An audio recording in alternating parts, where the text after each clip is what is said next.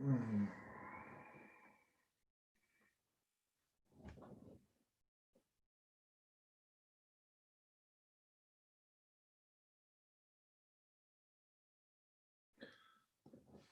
Sarah, can everybody in the room hear me? I got you. Yes, they can. Okay, perfect. I got a couple things to say before this meeting gets started, so I'm going to go ahead and start just a minute early. Thank you, everybody, for joining us on Zoom, and to those who are listening on the radio, on TV, and those who braved the cold weather and the COVID to come down to Centennial Hall as well. As you can see, the majority of the assembly is on Zoom tonight. I did request that the assembly do a Zoom meeting this evening out of concern for not only the safety of the public, but the safety of the assembly members and staff that might have to come down, erring on the side of caution here.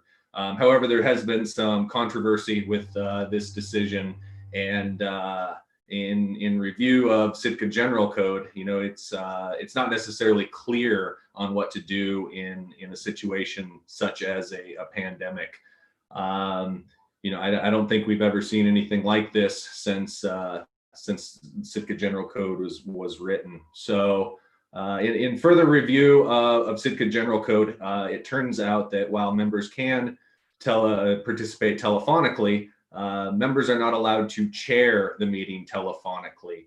So that means that tonight I will be unable to chair this meeting, as we do have members who are present in the room. It also lays out a line of succession on who would chair that meeting.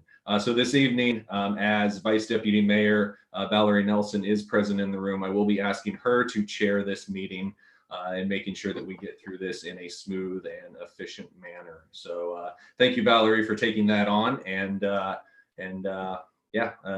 thank you everyone for coming tonight. So Valerie, the floor is yours. Well, since there's no gavel here, I'm just going to call the meeting to order because it's after 6 o'clock and I have got a cheat sheet, right? Thank you. Yes. Please join me for the flag salute.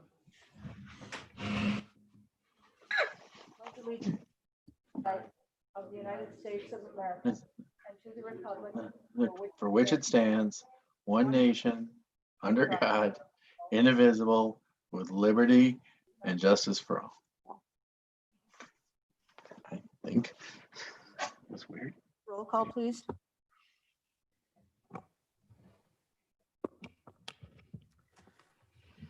Mayor Eisenbeis, Present. Mr. Christensen, Here. Ms. Nelson, Present. Mr. Knox, Here.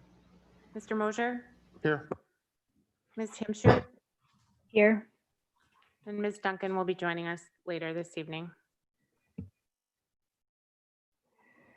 Right, next on the agenda is correspondence and agenda changes. Are there any agenda changes? We do have general correspondence that is attached to the documents for this meeting online. So I'm not going to read the Public Works update, but. All right, moving on. We have a proclamation honoring Veterans Day. I think Administrator Leach will read that.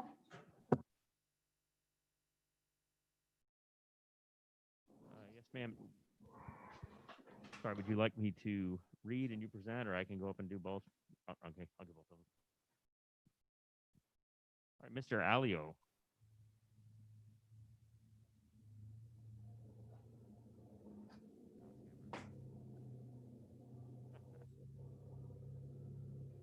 All right, thank you for joining us. This is a proclamation honoring Veterans Day.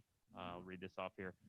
Whereas America is the land of freedom, preserved and protected willingly and freely by the citizen soldiers, and whereas through generations their courage has allowed our republic to flourish, and whereas a nation acknowledges its profound debt of gratitude to those who have served and died in war, and whereas with respect for and in recognition of the sacrifices and contributions of those who serve in the U.S. military, who are deserving of commemoration, honor, and recognition, now therefore be it resolved that the Assembly of the City and Borough of Sitka, Alaska, does hereby call upon the citizens of Sitka to observe the 11th day of November 2020 as Veterans Day and commend, honor, and recognize the valor and sacrifices of our veterans for defending and protecting our country, our freedom, and our way of life. Signed and sealed on this 10th day of November 2020, Stephen Eisenbeis, Mayor.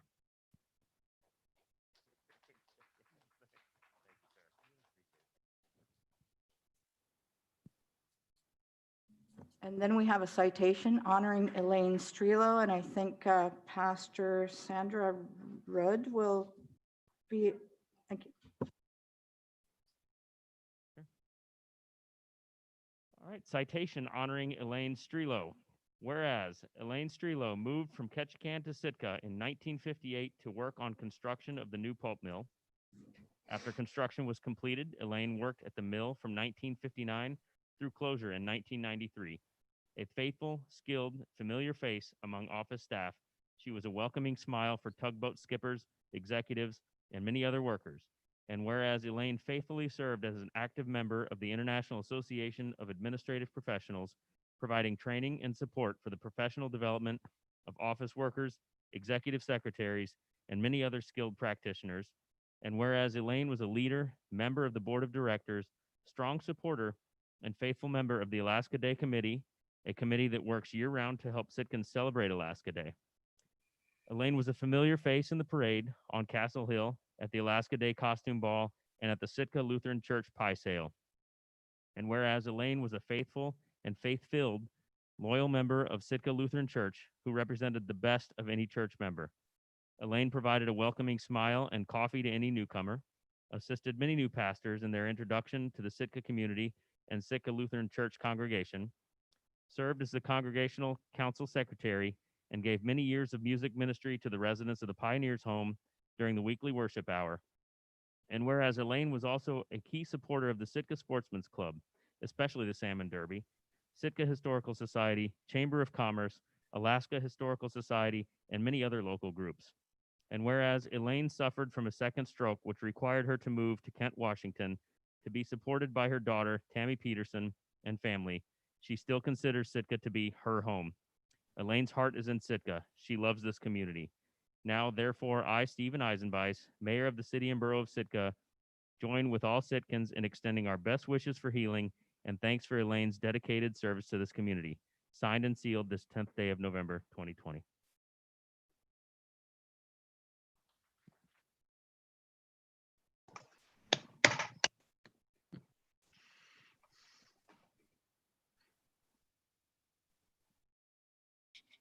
All right, next on the agenda is special reports. Do we have anybody for government to government?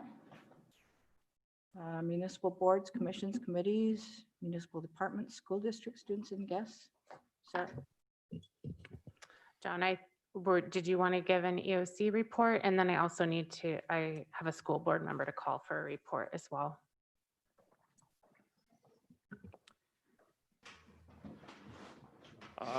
I can give a quick EOC report. We're gonna meet tomorrow again, despite Veterans Day. We've ramped up our meetings to twice a week now. We're meeting every Monday morning, meeting every Wednesday afternoon. We're keeping a constant watch over the case counts. We liaise directly with Dr. Brule, who's here as a member of our Unified Command, the school district, Mount Edgecombe. And as you probably saw in the letters that went out to the parents yesterday, we've had to make some adjustments with the schools.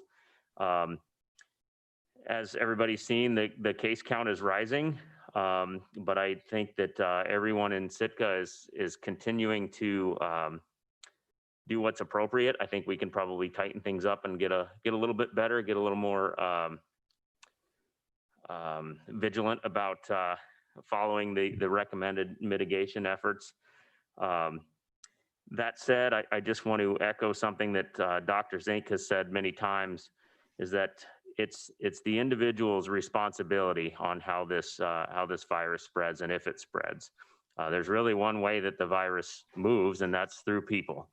So continue to be good citizens, continue to watch out for each other, and know that no matter what whatever mandates are put in place, it's going to take the individual citizen to cooperate and to help each other out to make this go away.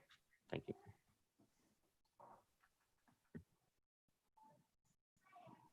Okay, I will call Eric Van Sice.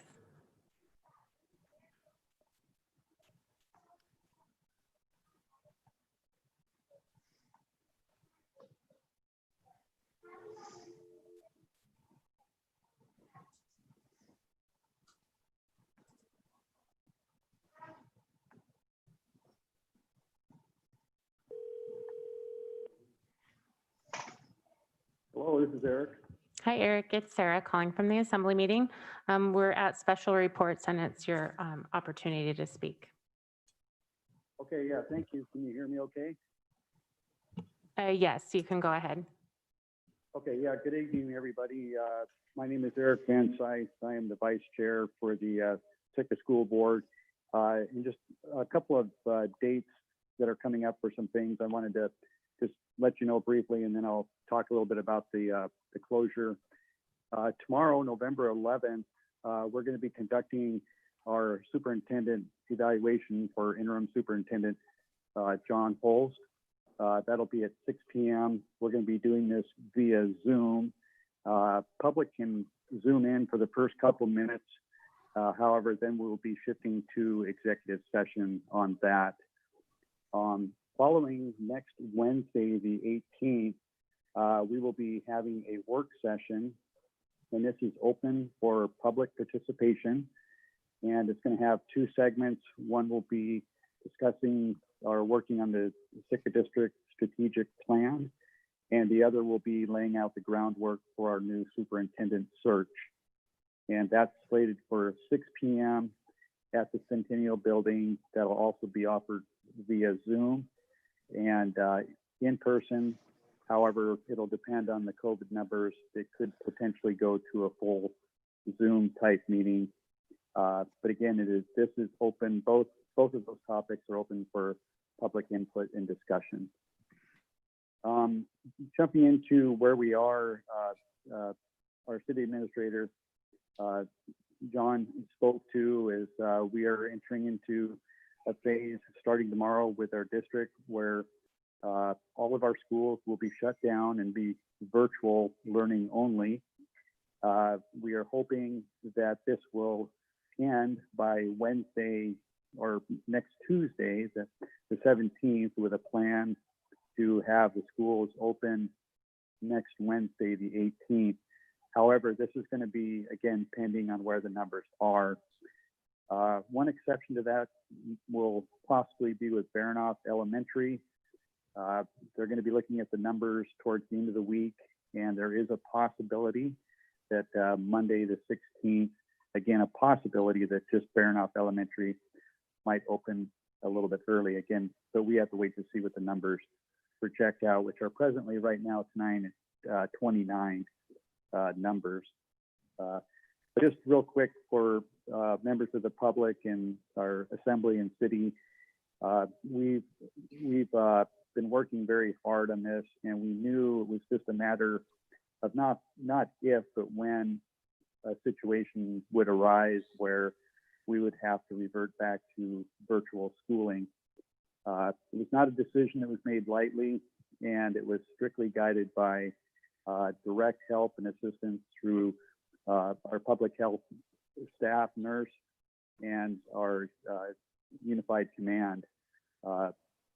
Superintendent John Holst, our interim superintendent, as soon as our district enters into the red zone, which it did last week, that kicks in a situation where every single case is analyzed and critiqued, not only just by him, but in conjunction with the public health nurse.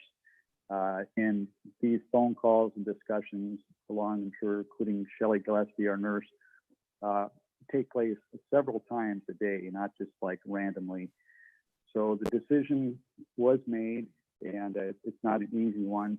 And we're hoping, as our administrator, John Leach, spoke to very well, that if we can all kind of buckle down and really work hard on the protocols for COVID protection, our plan is to hopefully be back in gear next Wednesday. So I just wanted to assure the public on that, and that because there has been a little bit of confusion where people were wondering, we were in the red zone last week and why we were still open. And it really is a very, very careful analysis that is done by the medical professionals as how that affects our district and our staff and our students. And so every case is looked at, of course, protecting patient confidentiality. So we all know very much as a school board and as staff and parents and students, just how absolutely critical it is to have our children in school in person. And that is our goal and our mission. And we are hoping very much for a turnaround in this spike. And welcome any questions if anybody has. Otherwise, I'll be listening in also for the resolution later in the evening.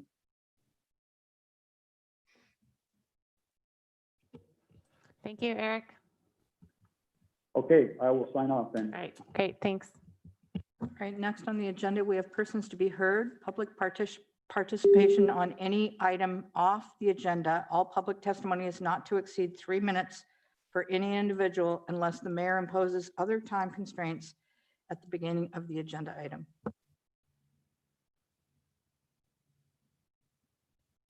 Seeing none, you have 3 people to call. Actually, we're going to hear in person first.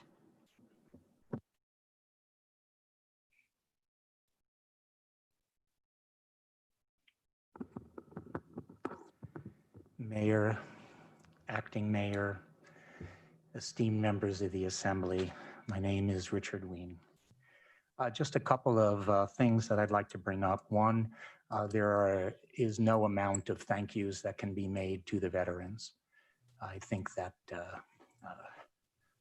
the duty that they have performed over time, over the course of our country, over our country's history has been just astounding.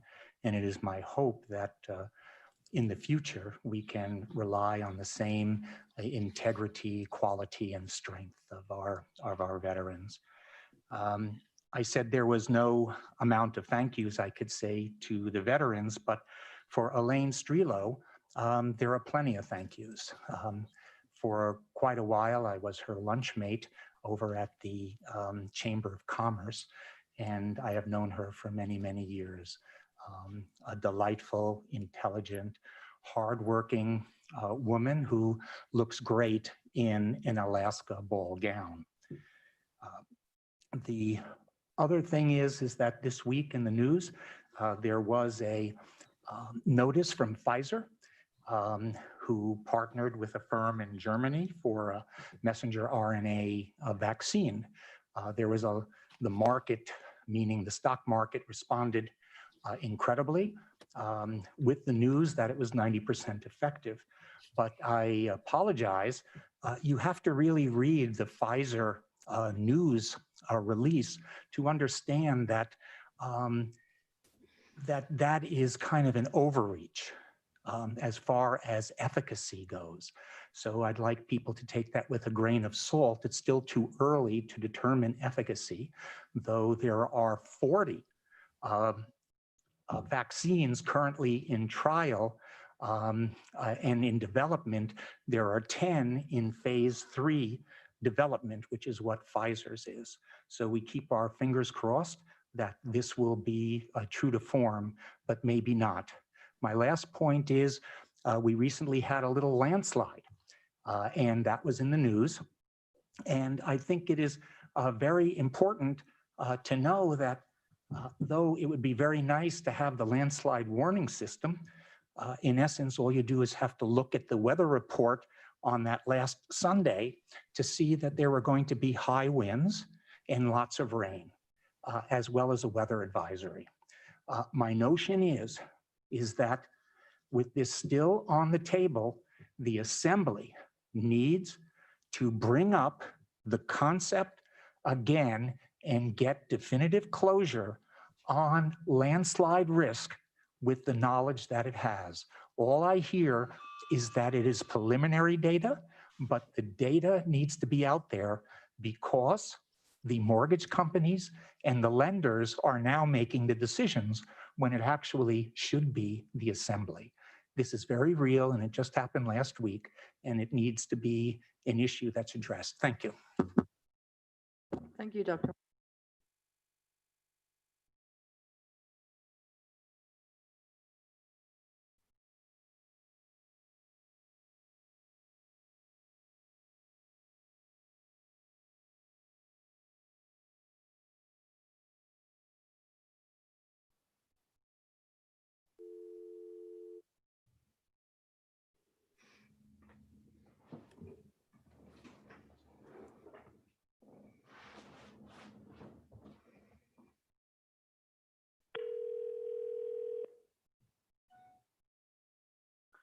Hello. Hi, Charles. This is Sarah calling from the assembly meeting. We are at persons to be heard for public testimony on any item off the agenda. So it's your opportunity to speak. If you'd state your name and then your time will begin. Okay. Good evening. My name is Charles Hart. I've lived in Sitka for over 15 years, and I help run a small business here. Tonight, I would like to speak to the people of Sitka, our assembly, and our mayor about the recent spike in COVID cases here on the island.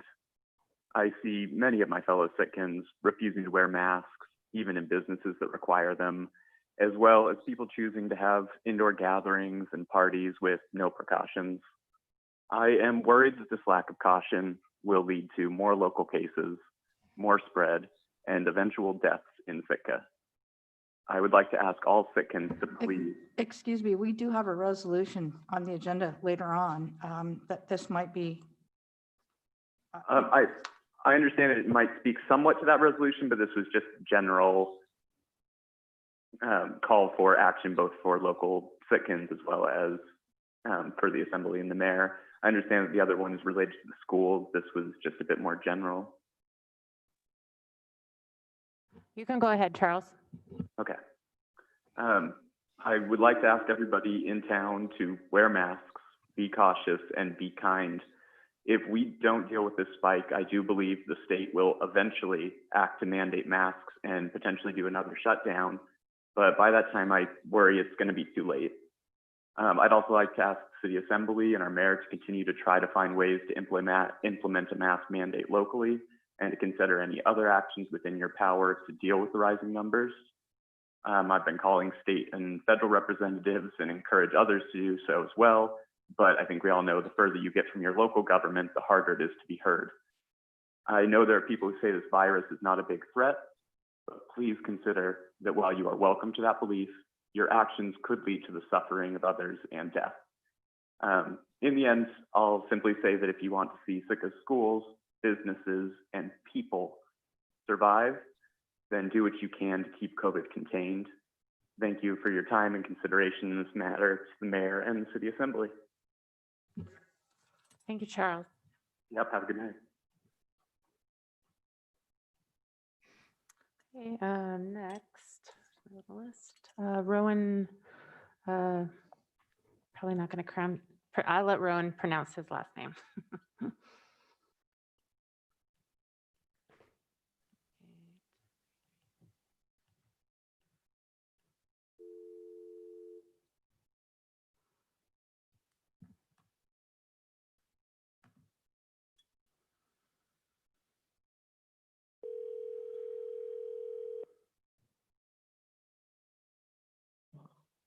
Hello?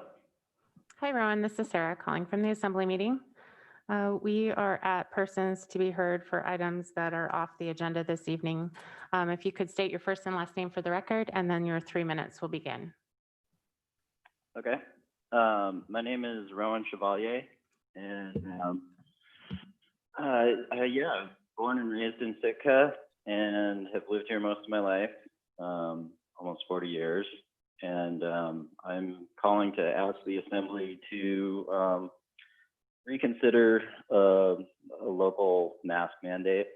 I think with the recent uptick, both nation and statewide, as well as the uptick in local cases from COVID-19, I think, you know, it shows that we need as much local action as we can get. And I think that coming into the holidays where a lot of people will be traveling and also losing the asymptomatic testing over at Surge, I think all really just speaks to the fact that we need to do everything we can. And yeah, I think, you know, it's just, I see certain businesses just not wearing masks, and a lot of people around town just not wearing masks. And I think that just for the health and safety of the community, I think that a mask is a very simple and effective thing to do to stop the spread. I know we'd all like to see, you know, kids going back to school in person, and we'd all like to see the cases drop. So yes, if the Assembly and the mayor could all reconsider a local mask mandate, I would appreciate it. So that's all I have to say. Thank you. Thank you, Ron. Good night.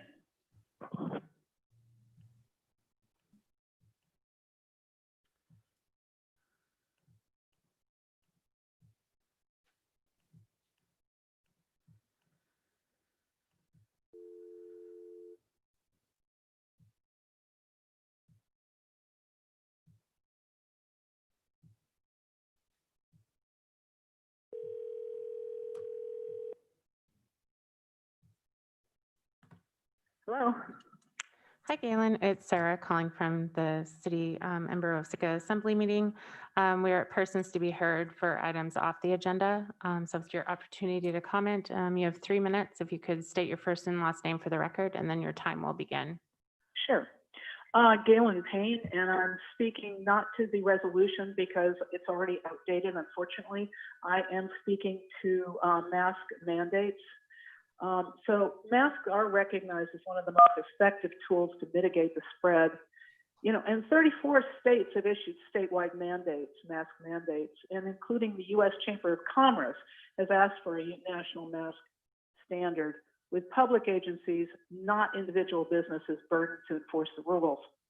And the problem is education alone is clearly insufficient. Without enforcement, a minority of citizens refuse to wear masks and sometimes react with threats or violence when asked to do so. Sitka has several months to wait for what we hope are remedies, more therapeutics for those stricken, and vaccines. Today, the dashboard said, and this actually increased as I was writing this thing, 93 Sitkans have had COVID, 25 cases are active today. And assuming that the population of Sitka is about 8,000, 1 person out of every 86 Sitkans have had COVID or currently has it, and those are only the ones we know about. And it's going to get worse. COVID not only makes people sick in the short run, according to the Harvard Health studies, some 50 to 80% of COVID patients suffer some type of long-term symptoms. It's not at all clear how long these symptoms will last. Some people develop lung, brain, or kidney damage, which is irreversible. There's no data on who becomes what is called a long hauler. Some young people with very mild symptoms suffer long term. A sick population in Sitka affects not only the people who are sick, but has ramifications across the economy, employment, volunteering, taking care of families, etc. We legislate against drunk driving or shooting a gun within city limits because it can harm other people, and we enforce it with serious penalties. Yet most of the time, people get away with these crimes. The same with COVID. People get away with not wearing masks, spreading the virus. They may get sick, they may make others sick. The harm is often only 2 weeks of illness, but in some cases results in long-term illness or death. So please consider, is spreading COVID that much less dangerous than, say, a DUI or shooting a gun within city limits? Both cause harm some of the time, or death some of the time. These are 2 of the many other examples of protective enforcement that governments are able to impose. Without a mandate and penalties are important because a law without a remedy is no law at all. And without a mandate and penalties enforced by significant fines and a special officer hired for the next few months to enforce the law, The COVID count will continue to rise with all that harm that it causes long-term into years, not just in the immediate future. Please call an emergency meeting and take serious measures to preserve our school, our economy, and ultimately the people of Sitka. I mean, isn't that what government is actually for? And I ask you to act. And relating to the previous person about the death, we've already, the United States has already experienced more deaths due to COVID than we lost in World War II to the servicemen and women. So I'd ask people to take this very seriously and call an emergency meeting and enforce a mask mandate and other mandates as well. Thank you. That's all I have to say. Thank you, Galen. Oh, I do have one more thing to say. Excuse me, your 3 minutes were up quite a while ago. Oh, I'm so sorry. I timed myself and it didn't work. Okay, thank you. Bye. All right, we're moving on to the consent agenda. Could I have a motion, please? I move to approve the consent agenda consisting of items A, 20-29, approve the minutes of the October 20th Assembly meetings and October 27th Assembly meetings, and also B, approve the following liquor license renewal applications: BPO Elks at 412 Sawmill Creek Road, Pioneer Liquor, DBA Pioneer Bar at 212 Catlean, and Pioneer Liquor, DBA Pioneer Liquor Store at 212 Catlean Street. Second. Anything from the public on the consent agenda? Seeing none, we'll bring it back to the assembly.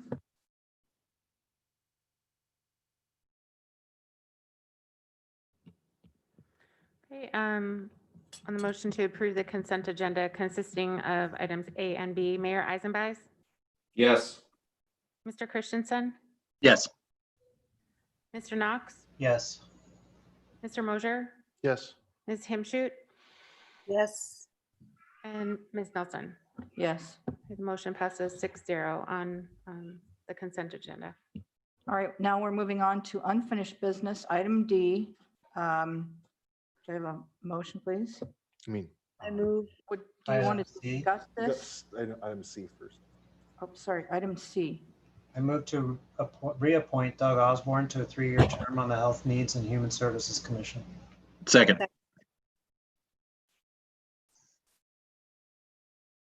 Anything from the public? Dr. Wayne?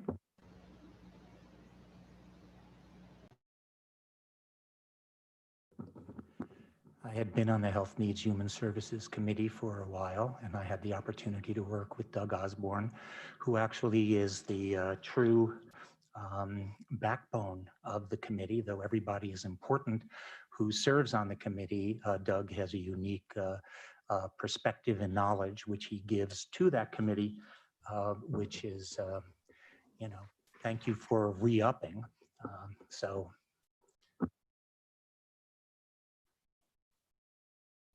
Thank you. Any further public testimony? Back to the assembly. Seeing no hands up, would you please call the roll? Okay, on the motion to appoint Doug Osborne to a term on the Health Needs and Human Services Commission, Mr. Knox, Yes. Mr. Christensen, Yes. Ms. Nelson, Yes. Mayor Eisenbais, Yes. Ms. Himshoot, Yes. and Mr. Mosier. Yes. Motion passes 6-0 on item C. All right, now on to item D, awarding fiscal year 21 general fund nonprofit grants. It was postponed at the September 24th special assembly meeting.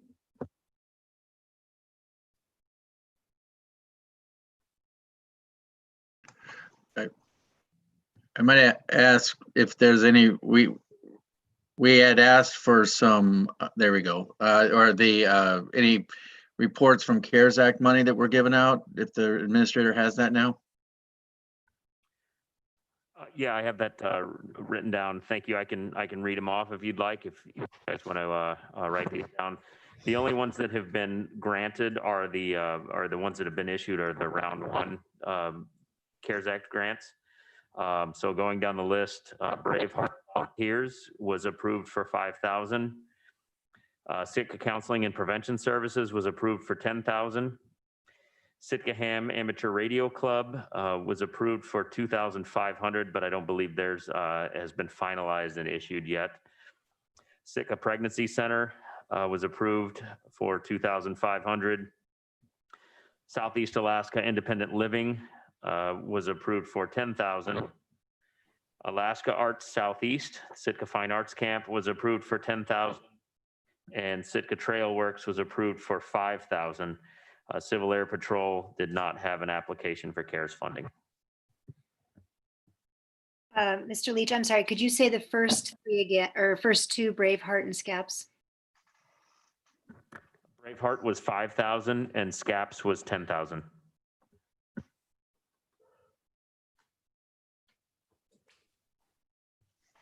With this up on the screen, I can't see if anybody has their hand up. So I'd like to have a little bit of assembly dialogue before opening it up for public testimony. The reason why I did not put any dollar amounts in there was because I was waiting for this. I said it was hard when we postponed this in September for me to make an informed decision, because some people are really, really good at getting aid and others aren't quite as good or as knowledgeable to the electronic way that our life has evolved into. And I think I would say that Sitka Ham Amateur Radio Club is probably something that we should fund to some extent, because I remember when 9/11 happened and we lost internet, we lost a lot of communication, and people like my brother-in-law, Mr. Downey, kept in contact with mainland USA through ham radio and whatnot. So I would be in favor of granting them $2,500. And that's where I'm at. Thank you. If I know, Valerie, I'm putting my hand up. Is that okay? It's a little awkward. I have a spreadsheet in front of me. I can't. Yeah. I see you now. Yeah. So I don't, the news we've gotten from the CARES Act doesn't really change how I would lay it out from last time. And well, I thought long and hard about the Ham Radio Club, but I ultimately didn't feel it was appropriate, just because I think if we get down to the point where we need the ham radios, they're pretty far down the list of ways that we communicate in a disaster. The technological landscape has changed a lot since 9/11. We've got sat phones. We've got satellite internet. And, one comment I heard was, if it's about 15th down on the ways we would communicate. And if we get down to that point, we're going to be too busy doing other things. And while I applaud what they're doing, and some of my best friends are involved with that, since it's a zero-sum equation, and if we take it out of it, that I think it's a little bit of a solution looking for a problem. I appreciate what they're trying to do, but I don't think it really would be all that useful. And there, we've got ways of utilizing that same resource on any single sideband radio, and there's a lot of those in town. So, but I don't have real strong feelings about how we set the. I think everybody, from what I've seen, we're fairly close on where we're wanting to put the money anyway. So, I'm done. Thank you. I do have a couple things on this one.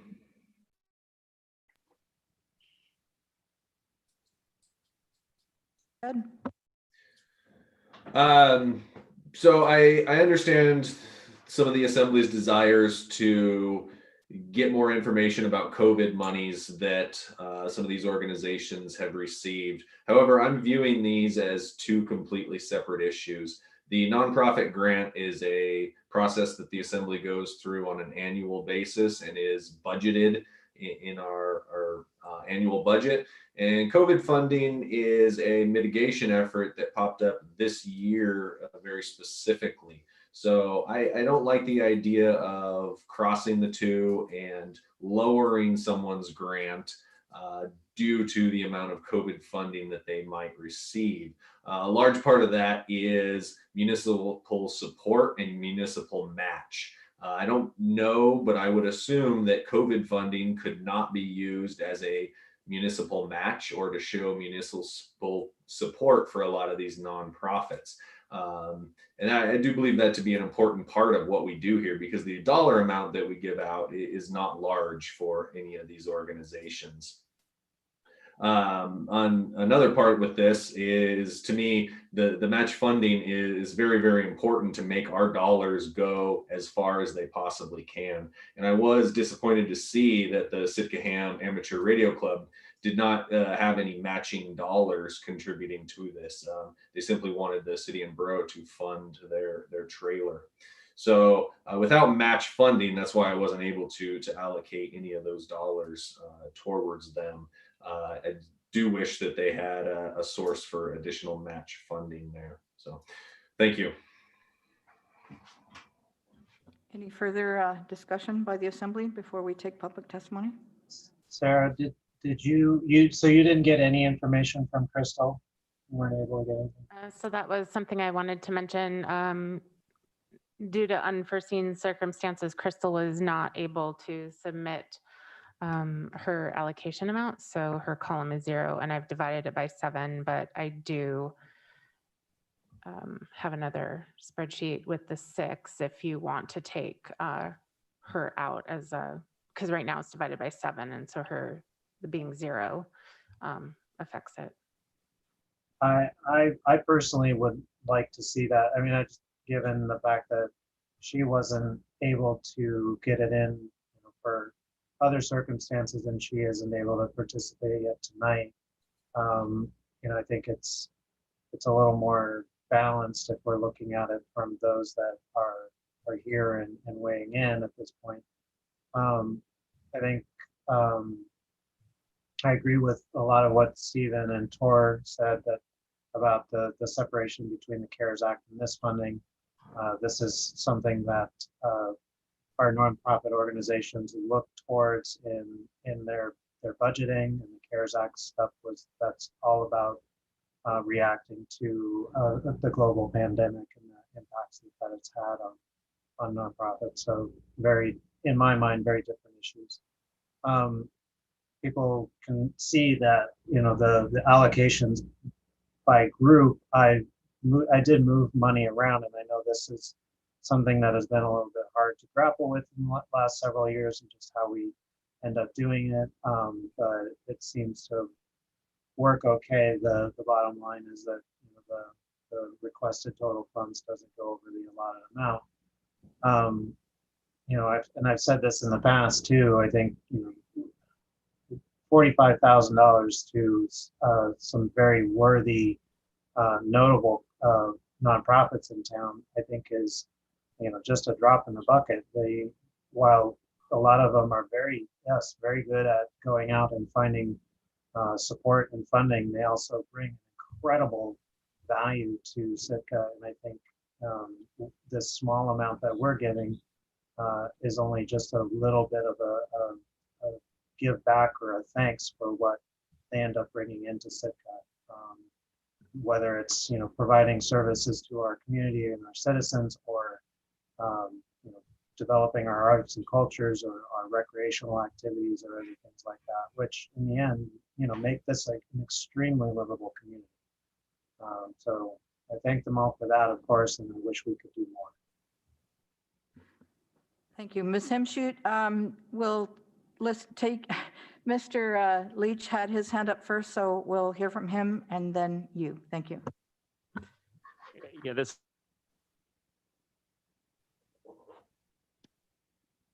taking sides on either matter. I know that one of the concerns is this is a nonprofit grant program that's budgeted versus the COVID response and CARES funding grants, which are two very different things. So again, not to complicate it, just a bit of information I want to throw out there, which is I think why we postponed this and waited for certain information. In many of these applications, part of their support for this program, many of the applications mention COVID impact, and I think that's why we reconsidered this or pushed it a little bit. So I just want to put that bit of information out there. It's hard to make these mutually exclusive, as I said, but some of that is addressed in those applications. Thanks. Ms. Himshoot? Thanks. Yeah, I wanted to ask a question and then add some context for my choices. And basically, I wanted to make sure everybody got something so that those folks who might be leveraging for matches have our support already to go out and in the next funding cycle, whatever their funding sources might be, that they would be able to show some support from the city. So I wanted to put something out there for everyone.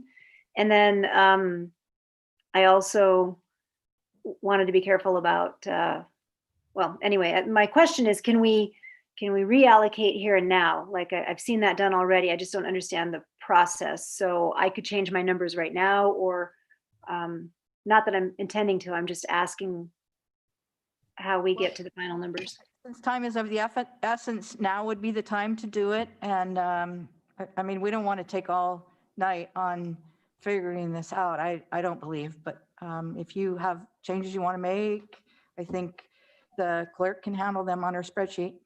Yeah, no, I wasn't looking to make any changes. I just didn't know the procedure. Valerie, did you want to change any of yours? Did you want to add any on yours? Nope, I'm good with just the one. And I will Okay. explain after public testimony. Thank you. No, I just was asking. I just didn't want, that's asking.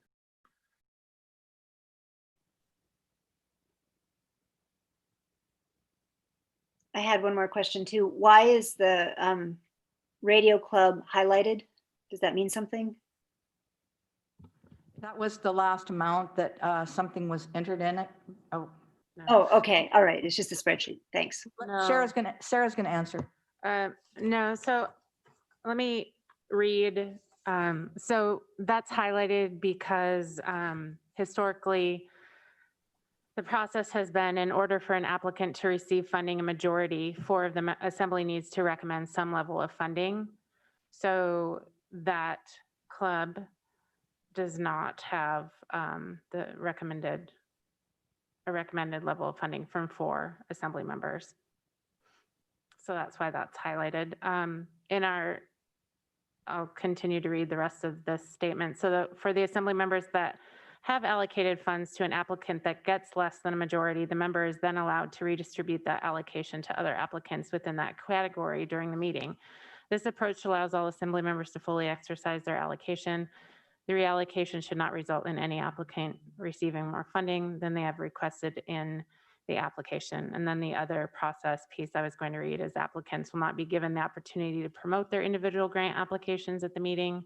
If assembly members do have specific questions about an application, the applicant will be invited to speak to the issue and should only respond to the questions and not use it as a platform to promote their application.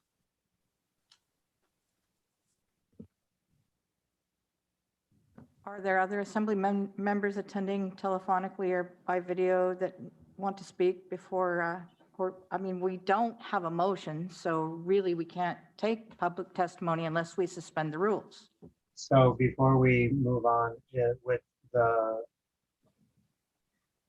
the fact in mind that the ham radio club doesn't have a majority of members, I'd like to move some of my allocations around now. So I'd like to change my Braveheart to 12,000, please. Sitka Counseling to 8,000.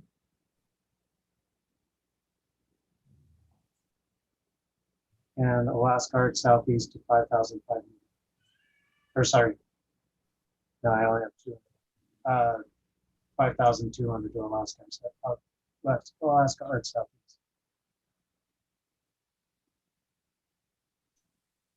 Kevin, it's hard to hear you. How much did you say? 5,200. Okay, thank you.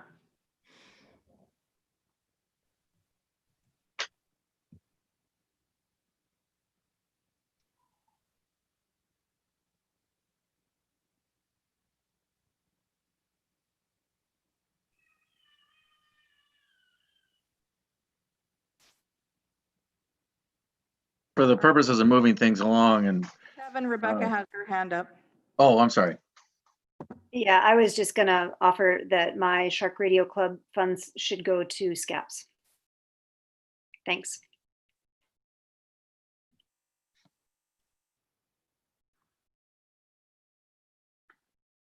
All right.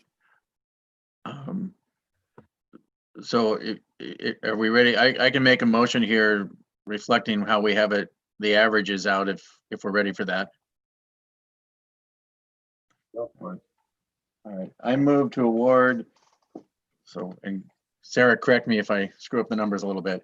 The following FY21 general fund nonprofit grants in the category of human services. Braveheart Volunteers, 8167. Sitka Counseling and Prevention Services, 5167. Sitka Pregnancy Center, 583. And SAIL at 8,500. And do we need to do three or do we just do one long one? You can just do one long one. Okay. In addition, I'd like to move the nonprofit grants in the category of cultural and educational services to Alaska Arts Southeast for 5983 and the Civil Air Patrol to 533. And in culture and education, Sitka Trail Works for 8,000 and I guess Second. You got 'em all. yeah. Second. Thank you for your patience on that. All right, we will now take public testimony on the motion and the amounts that we are awarding, but it is not it's not the opportunity for the grant applicants to make the pitches, just public testimony in relationship to the amounts that have been made. Thank you. Dr. Wien.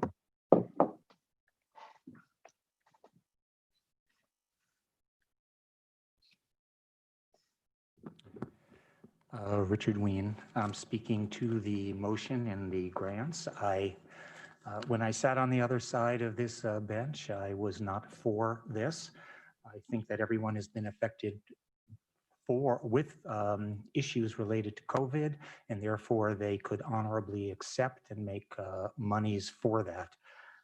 That being said, I certainly don't buy that these are so very different. Once it goes into their bank accounts, it would be used for the same reason that they're getting it tonight. Bottom line is, we keep hearing how this is not a lot of money, but my notion is that this is discretionary money, which is taken out of the general fund. And I think that it needs to stay there, because here's my challenge for the Assembly, that when this budget hole comes your way during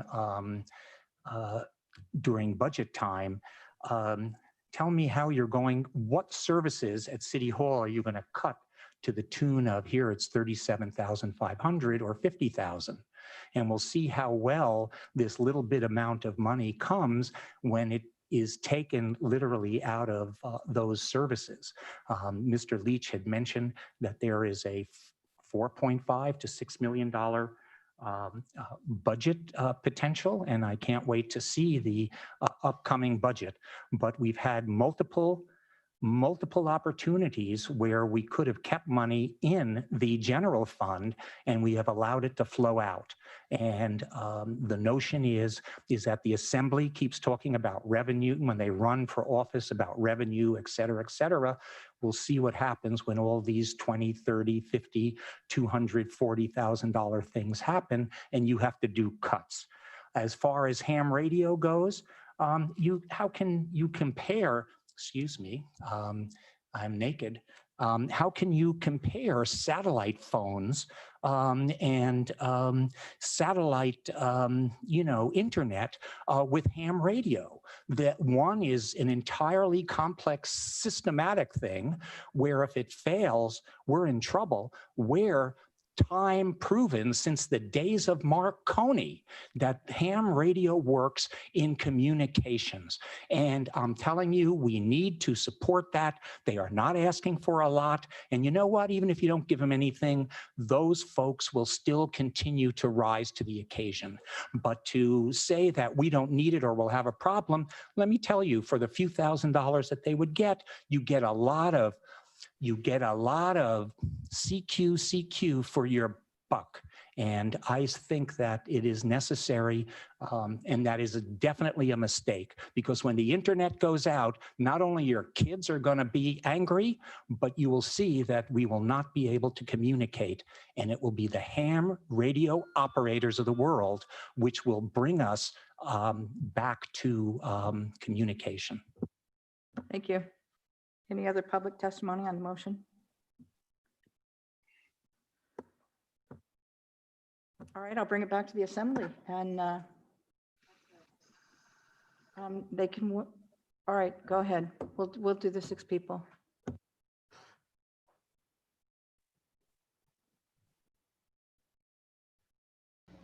Let's take a break, 5 minutes, and then we will listen to the 6 people and then have the assembly deliberate. Okay. Do I need to keep my video on during a break?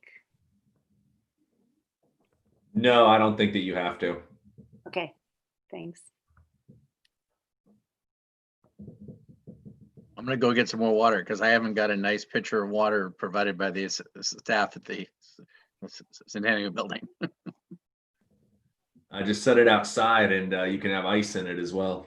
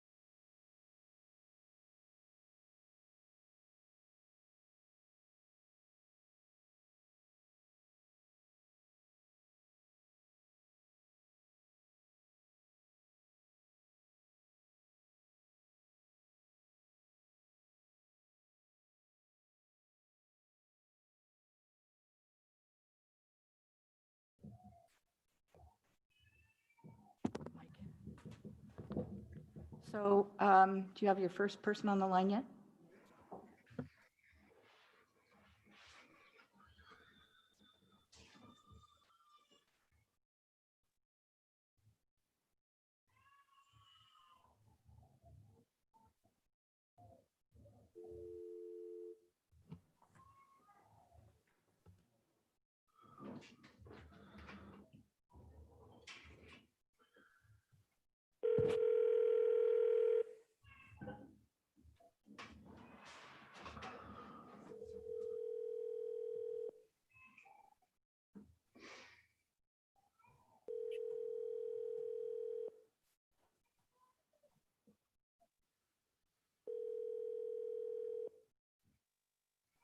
Hello? Hi, Michelle. It's Sarah calling from the Assembly meeting. Yeah. Have you been following? A motion has been made regarding the award for the general fund nonprofit grants. So it's your opportunity to speak. If you can state your first and last name for the record, and then your 3 minutes will begin. I haven't been following. What is the motion? So the motion on the floor is to award, I'll just read through the list of the award amounts. So Braveheart Volunteers, 8167, Sitka Counseling, 5167, Sitka Pregnancy Center, 583, SAIL, 8500, Alaska Arts Southeast, Sitka Fine Arts Camp, 5983, Civil Air Patrol, 533, and Sitka Trail Works, 8000. And so if you'd like to comment on that motion, you're welcome to. I don't need to comment. Okay, thank you. Thank you very much. For the record, Michelle who? Friedman. Okay, next, I have Angie Del Moral.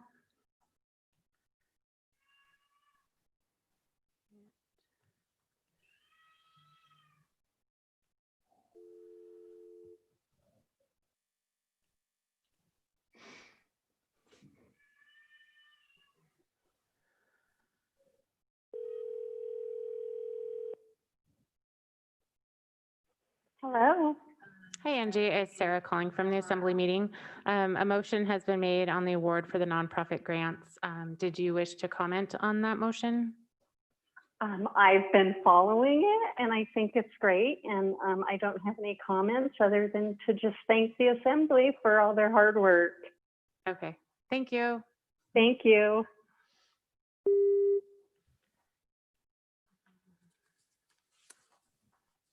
Next, I'll be calling Roger Schmidt.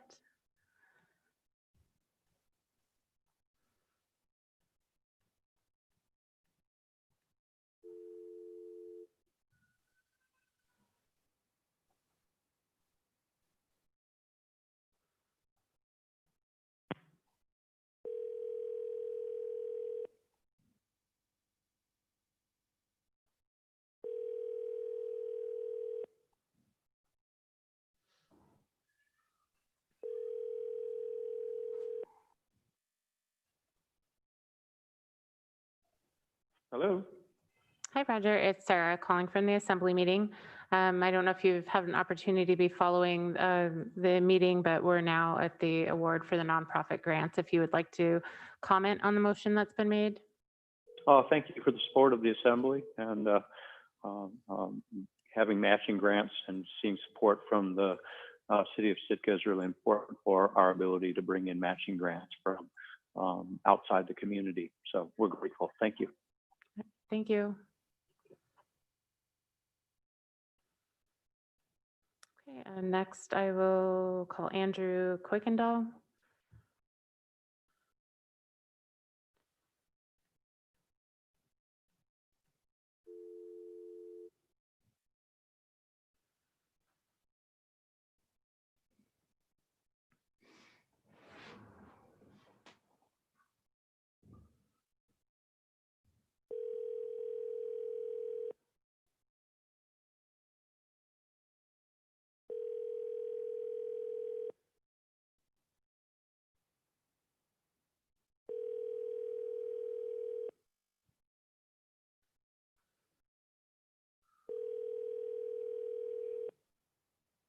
Hi, this is Andy. I can't get to the phone right now, but if you leave your name Okay, and next let's see, I'll call in Brandon.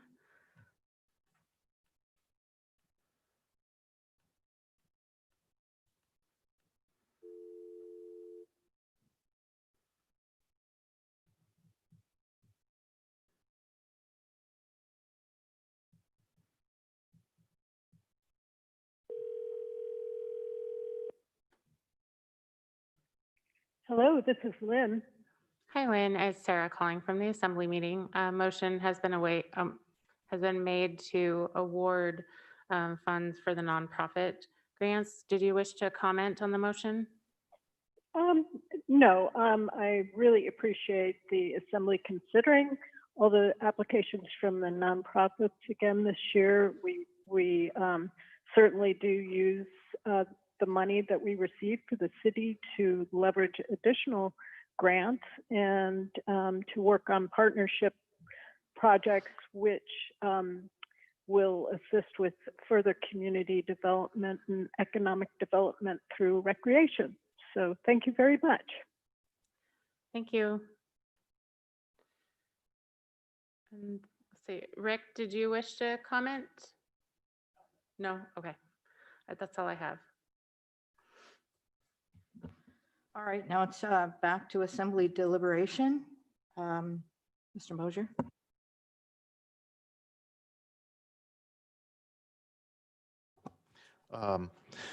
So I've been going back and forth in my mind about this. People did make a good point about the separation, the fact that the COVID money, CARES Act money is separate from this regular allocations. I'm doing this year, but also with the caveat that, you know, when we realize the budget shortfall that we're going to have and we see how things pan out, we may have to make adjustments next year, not just with this, with many things. So, but I don't want to just cut them off now because we think things are going to be bad. They will be bad, but we need to just press forward with this. And when we know a little bit more of what we're dealing with, then we'll make adjustments at that time. Thank you. Oh, one more thing, and I do want to say I think all organizations up here are very worthwhile and thankful for everything people are doing. Thank you. Anybody else? If not, I'll speak. When we look at the procedures, it says the following table describes the types of City and Borough of Sitka general fund grants that may be awarded. It doesn't say they shall be awarded. And I will go back to Assembly Member Christensen's comments about how we have sat phones and all that kind of stuff. Well, if any of you have lived here as long as this old barnacle has, you know that we have power outages, satellite, all that kind of stuff. They rely on power and not being shot out of the air. Ham radio operators can crank up a generator and get the message out to the world. And I know that it works. And, you know, if you say that, you know, we've come so far in communications that that's the only thing we're going to do, I think it's wrong. And I think it's short-sighted. And even though it's not in the vote, I'm changing my allocation to 8,000 to the Ham Radio Amateur Club. Thank you. If I might, Valerie, is that okay? Yeah. Like I said, I gave a lot of thought to and I understand why the ham radio, but one of the reasons why I felt that we didn't, and because it's a zero-sum equation, is that one is that the equipment already exists to do it. This, from what I understand, would be for a van that they would put their equipment in, and there's already some discussion about using an older van to allow them to have that. Plus, almost every fishing boat in the fleet has a single sideband radio, otherwise known as a ham radio. So we would have no shortage of ham radios available should we need it. And like I said, we do have a number of other means, not just satellite radios. That was just one example. Like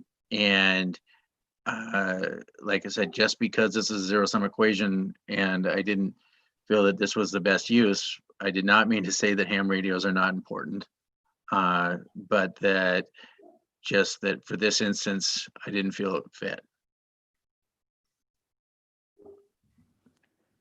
Thank you. And with that said, I have a question because one of the people that's affiliated with the ham radio operators, and we are allowed to ask questions, right?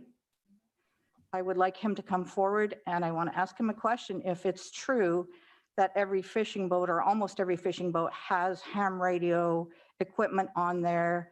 And not asking you to promote your request, but please respond to my question about that. Thank you. Yes, my name is Daryl Alt. I'm the president of the Sitka Ham Amateur Radio Club, Shark.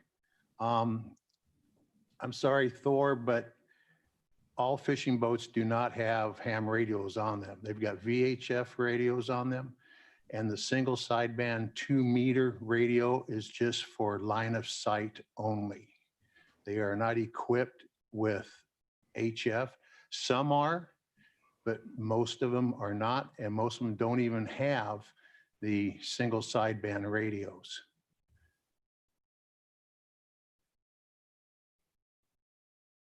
And I think that you said, or the comment was made about this is like a trailer that's going to be set up that's already there. Is that true?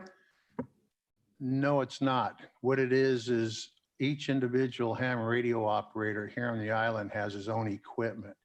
What we want to do is make a mobile command post, which we do not have in the city. That would also incorporate ham, police, fire, harbor department, communications.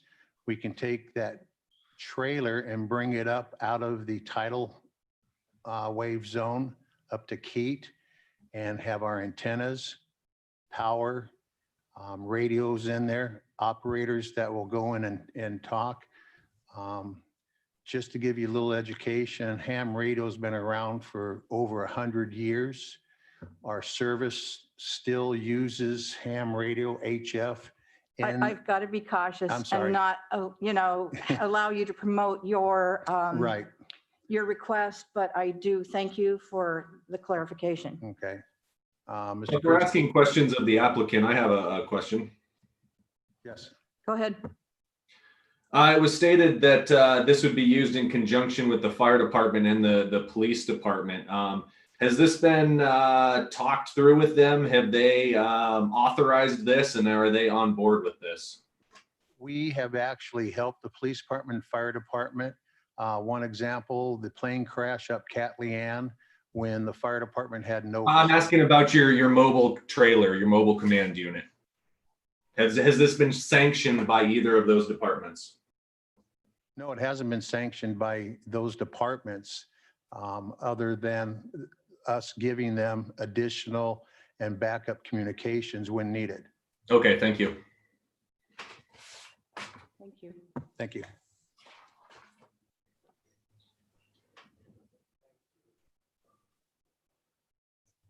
Any further comments from the assembly?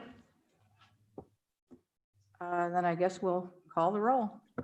Valerie, if you want to make a motion to add it in, we're, by my count, was it 1,250? Is that right? About under the 25,000. So if you want to make a motion to put that in, It's like we have this rule though, which is kind of weird to me, is like 4 people have to approve. And when I first looked at this in September, I looked at it and it's like, who fits what into what category and how was that decided? But, I would make an amendment to add $1,000 if that's all we have left to the ham radio. How much Sitka ham? I'll be happy to second that. Anything from the public on my amendment? Back to the assembly. Please I call the just- question on the amendment. Well, Valerie, sorry, it's a little awkward. Sorry, Doctor, I didn't see Dr. Ween from the public. I'd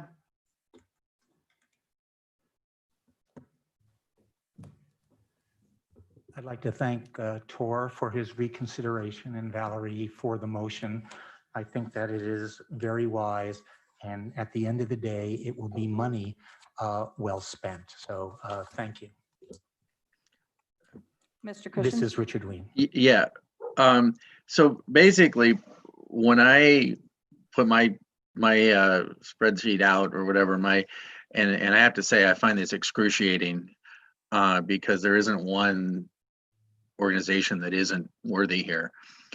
I was basically saying it's a zero-sum equation, and I felt that the money would be better used otherwise. But since we have not hit that limit on there, I don't have a problem with putting $1,000 towards the ham radio group. Again, this is like I said, I find it excruciating, and I definitely don't want to be it's felt that don't think that they're trying to do good work. I just, when we were looking at, okay, is it worth taking money away from another organization? So since we didn't fill it out, I don't have a problem putting it back in for them. Thank you. Anything further from the Assembly? Please call the question on the amendment. Sorry, it's hard with all these. If I don't see your hand up, so Ms. Himshoot? Yeah, I was using I have to click buttons to put my hand up. So then I thought maybe I'll just do this, and I'm not sure what to do. I just need to be really clear. So if we don't have a majority of people funding, we still have the latitude, obviously, or we wouldn't be doing this, right? To make an award. Is that what we're doing? Kind of going outside of this process? The motion and the amendment. I think the whole process was an attempt to move it along. It's not, I don't think it's codified in law or anything like that. It's just an attempt to have a process so that we get it done. Yeah, I'm absolutely in support. Okay, fine. Sarah? Okay, on the amendment to include $1,000 to the Sycamore Amateur Radio Club, Ms. Himshoot? Yes. Mr. Knox? Yes. Mr. Mosier? Yes. Mayor Eisenbeis? No. Ms. Nelson? Yes. And Mr. Christensen? Yes. Okay, the motion passes 5-1 on the amendment. Back to the main motion. Is there any further comments from the Assembly? I see no hands up. Please call the roll. Okay, on the main motion as amended, I'll repeat the award amounts. Braveheart Volunteers, $81.67. Sitka Counseling, $51.67. Sycamore Amateur Radio Club, $1,000. Sitka Pregnancy Center, $583. Sale, $8,500. Alaska Arts Southeast, $59.83. Civil Air Patrol, $533. And Sitka Trail Works, $8,000.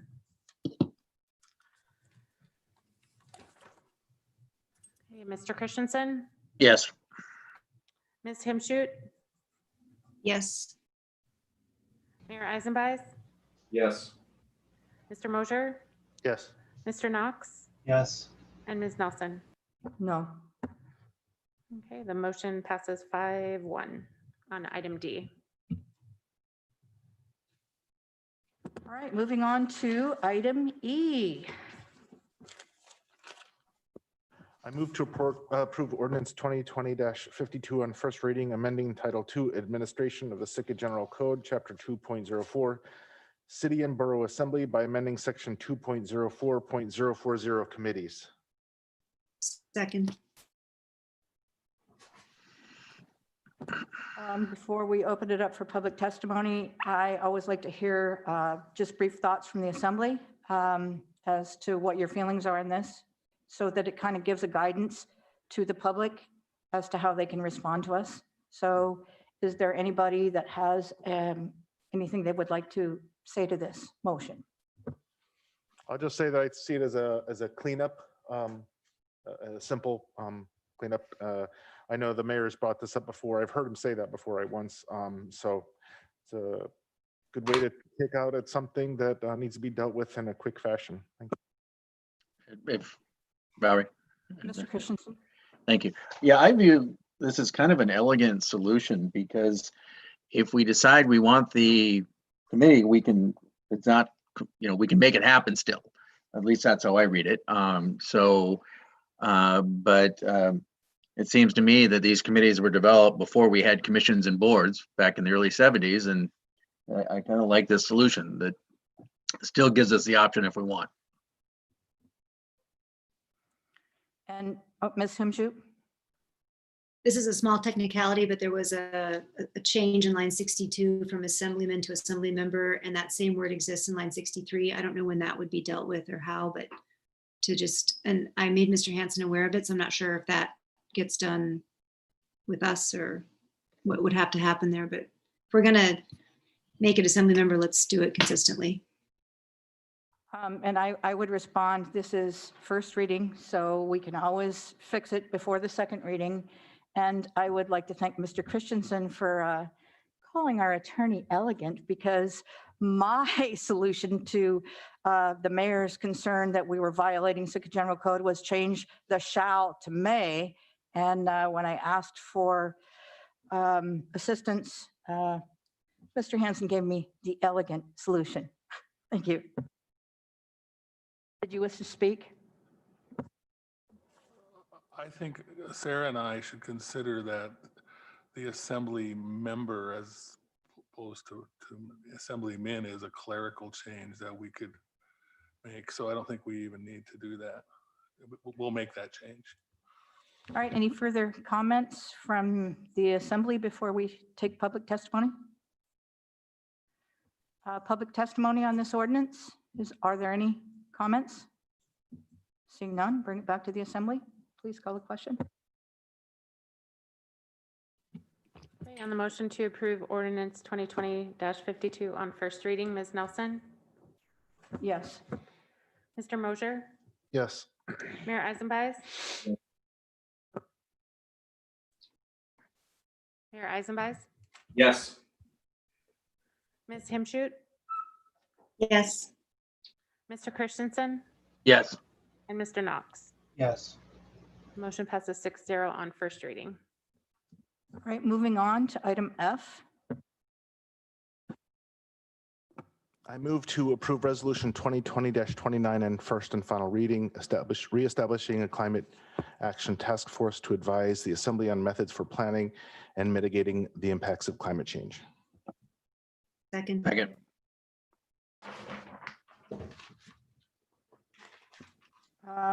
Brief comments from the assembly before we take public hearing. I have some things to say, but I'd rather wait until after. All right, any other comments from the assembly? All right, public testimony on ordinance 20 dash. Valerie, I was kind of waiting to see if anybody else wanted to jump in. The only, I mean, I like this. It looks pretty familiar. The only thing that I'm concerned about is the time frame, the 3 months. If we solve the climate crisis in 3 months, we should get a Nobel Prize, because I just don't think that's long enough. At the very least, I would like to see a mechanism for renewing it. If we don't want to have an open-ended, go on forever commission, I understand that. If we could have some sort of a mechanism for renewing it without having to go through the whole process again, and I'm open to suggestions for that, or maybe doing a longer time frame. So. Tor, as I read that we just have to staff this commission within 3 months. That's what I was going to clarify, and we have the attorney. Misread it. Okay. That would like to speak. Thank you. That was our comment. Okay, so that's the clarification. Any further brief comments from the assembly before we open this up for public testimony? Anything from the public on this resolution?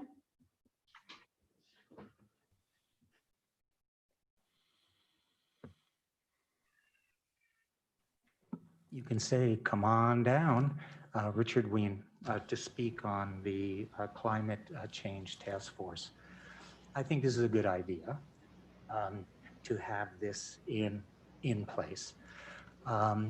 The question is how to deal with it, whether it should be, as stated here, as a task force or a commission. My suggestion would be to, I'll just say, repurpose the Health Needs and Human Services Commission, which does a lot of these kind of issues, and perhaps add a few additional members. Because you have to remember, if you establish a commission, you have staff time. And we always hear about everybody complaining about the use of staff and how we need to guard staff time. So a new commission, I don't think that's necessarily the best approach to this, but I do think that if we repurpose the Health Needs and Human Services Commission, we already have something in place, increase a few members, and there you have it. On this ordinance on line 53, it says how you would put people in it. By the way, if you do approve this tonight, it says those who have climate concerns. And as I look through the list, I see that the word citizen is missing. It is as though there are only these groups that have climate concerns, and I think there should be an opening in staffing should this be passed to have citizens eligible. And so I think that's important. And I am anxiously awaiting to see how the task force or commission or whatever will actually approach this problem, especially since we are in an island in the North Pacific and we are so fossily fuely in our needs that I anxiously await to see some of the creative solutions that are going to come down. I certainly support some type of thing. Elegance would be to use the current commission and Nobel Prizes. Well, on November 9th, Albert Einstein was awarded a Nobel Prize. I think it was for the photoelectric effect. You can look it up, I can't remember, but that is true elegance. So thank you. Thank you. Next.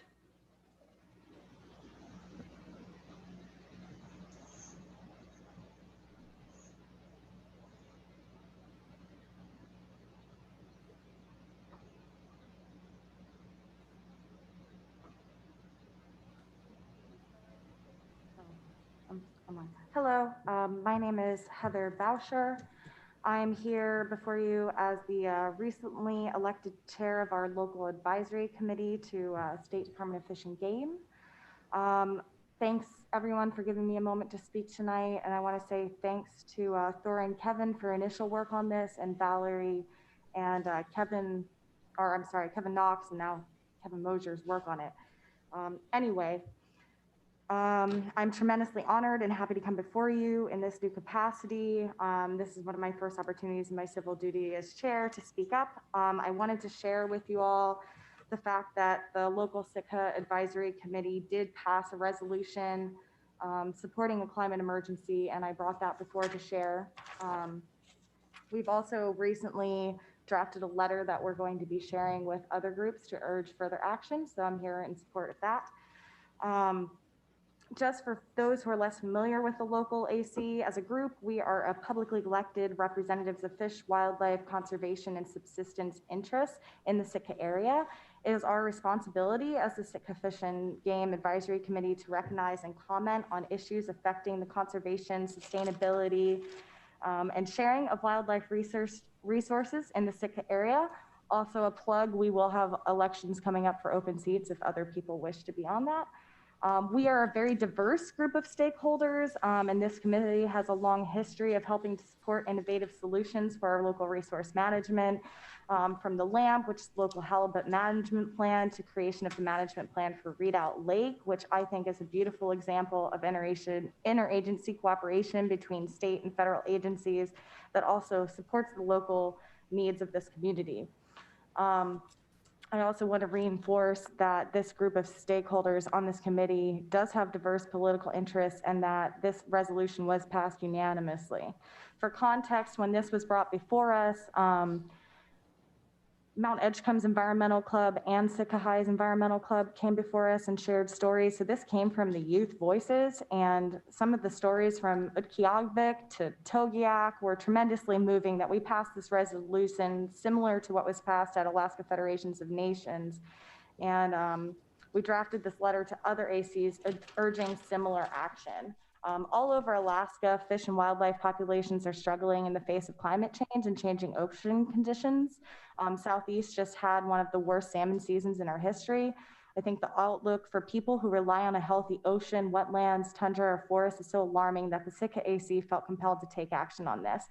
And it has become increasingly clear that the conservation managers alone may not be enough if governments at every level do not address climate change. So in conclusion, thank you. I'm here to support this resolution, and I'm here before you urging that you support it for all those that depend on it. And in response to looking to those with the greatest climate concerns, I think there's nothing better you can do than defer to the youth on this, as they have more at stake than any of us.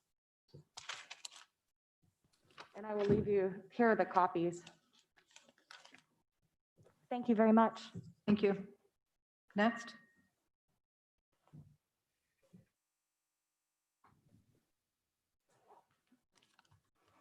Hi there. Thank you, Assembly members, for letting me speak. I am Michelle Putz. I wanted to say thank you for the many whereases that were in here. I appreciate Valerie and Kevin bringing this forward.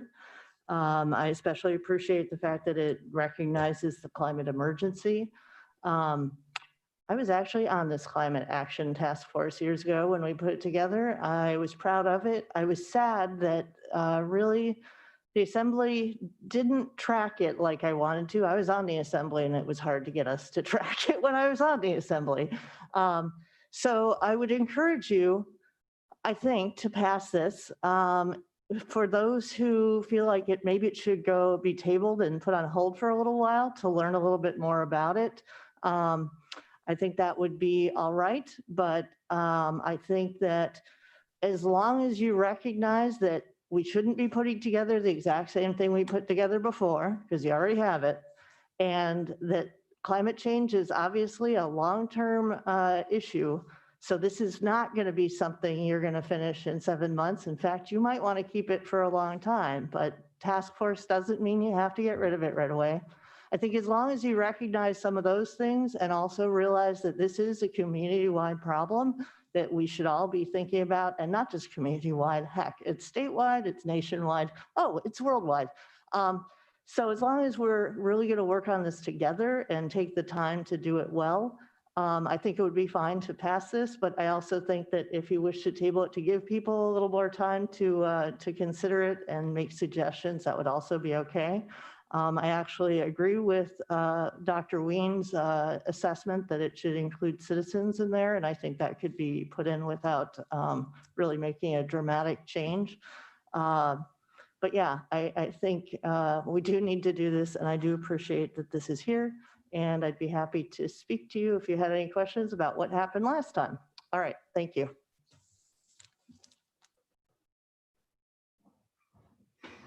Any further public testimony? Seeing none, I think we have people that want to testify telephonically. Thank you.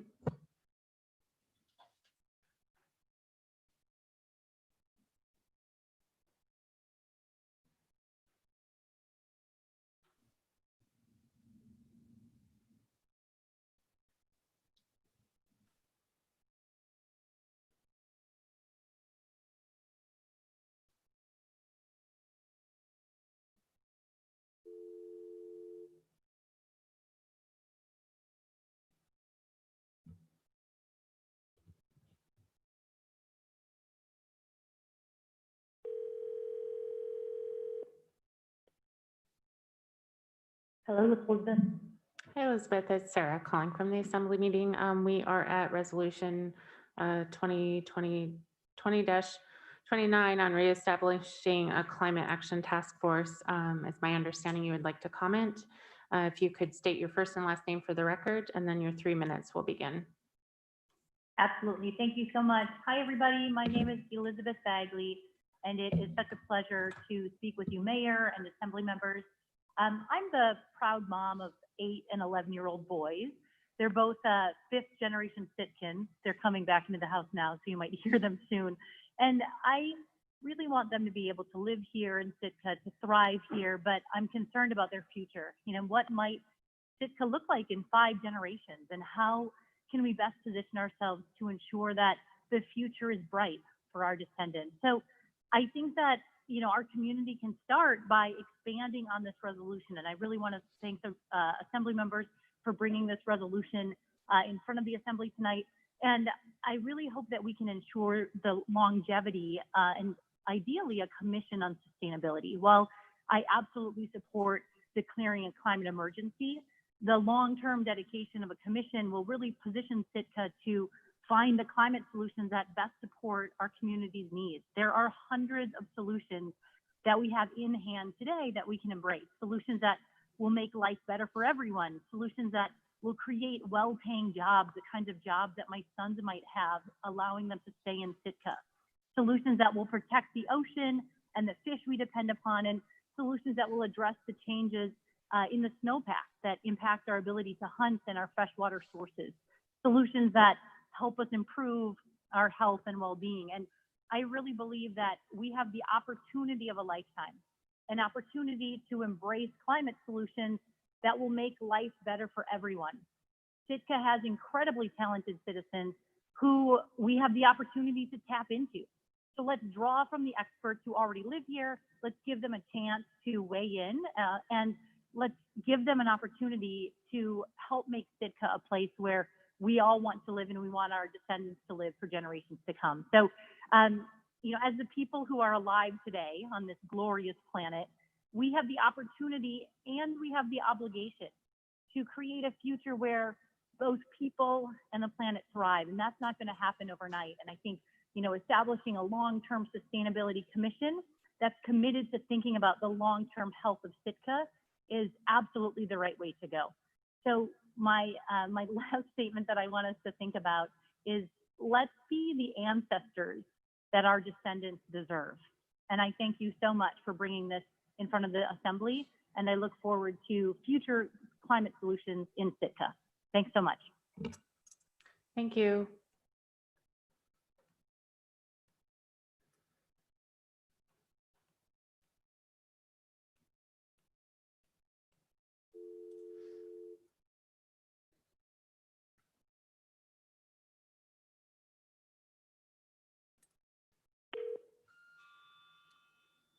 Sorry. Hello? Hi, Joel. This is Sarah calling from the Assembly meeting. We are at Resolution 20-29 on reestablishing a climate action task force. And it's my understanding you would like to comment. If you could state your first and last name for the record, and then your 3 minutes will begin. Yeah, thank you, Sarah. My name is Joel Hanson. I thank the Deputy Mayor Nelson, Vice Deputy Mayor Nelson, and Assemblyman Mosier for their work on this resolution to form a special committee. While the idea of forming a committee has merit, my preference is for a commission, and I'd like to explain why.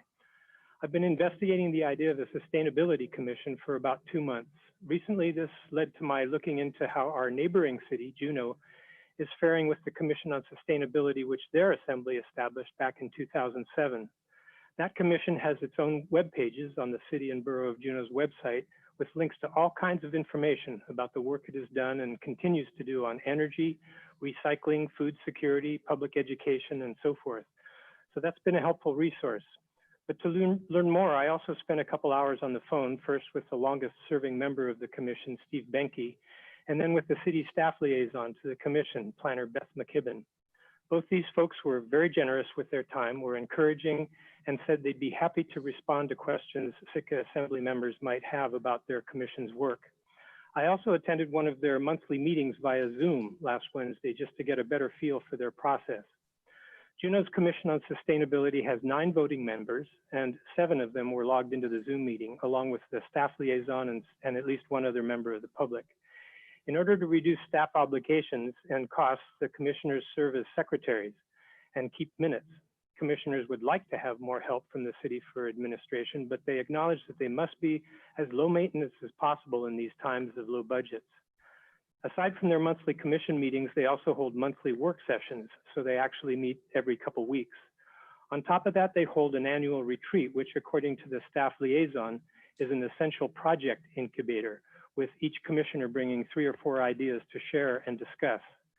The commission produces annual reports to the assembly, which are archived on their web pages, as are the minutes of their meetings. According to Commissioner Benke, their accomplishments came slowly at first. Juneau didn't actually adopt a climate action plan until 2011, a year after our own assembly here in Sitka adopted our climate action plan through the efforts of a special committee established for that purpose. But in recent years, the Juneau Commission on Sustainability has accomplished a lot. In 2018, for instance, they produced and their assembly adopted the Juneau Renewable Energy Strategy, which analyzed the baseline total energy consumption of the community and laid out a plan to move from being 80% dependent on fossil energy to being 20% by 2045. I believe the people of Sitka could really benefit from this kind of planning for sustainability. I have time left, but I yield. Thank you. Thank you.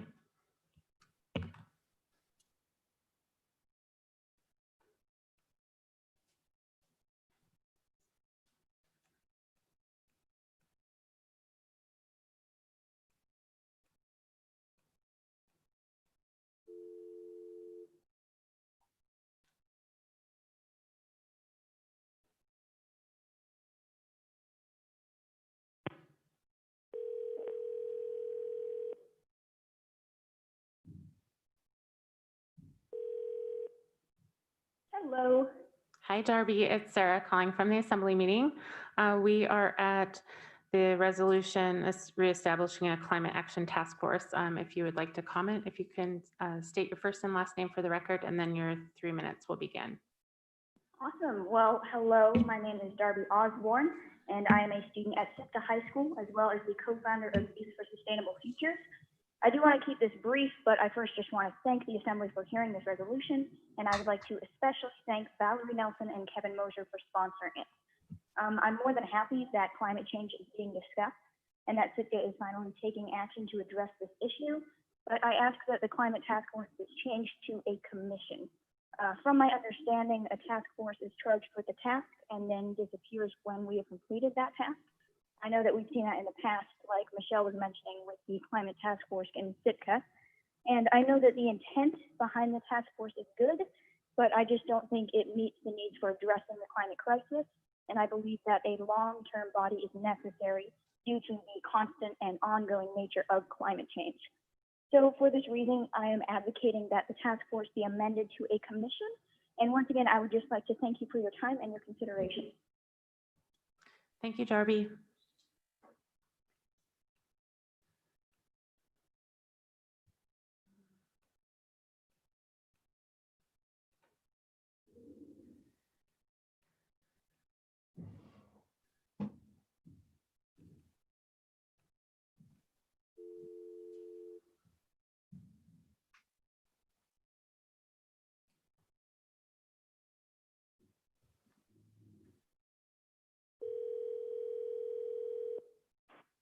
Hello?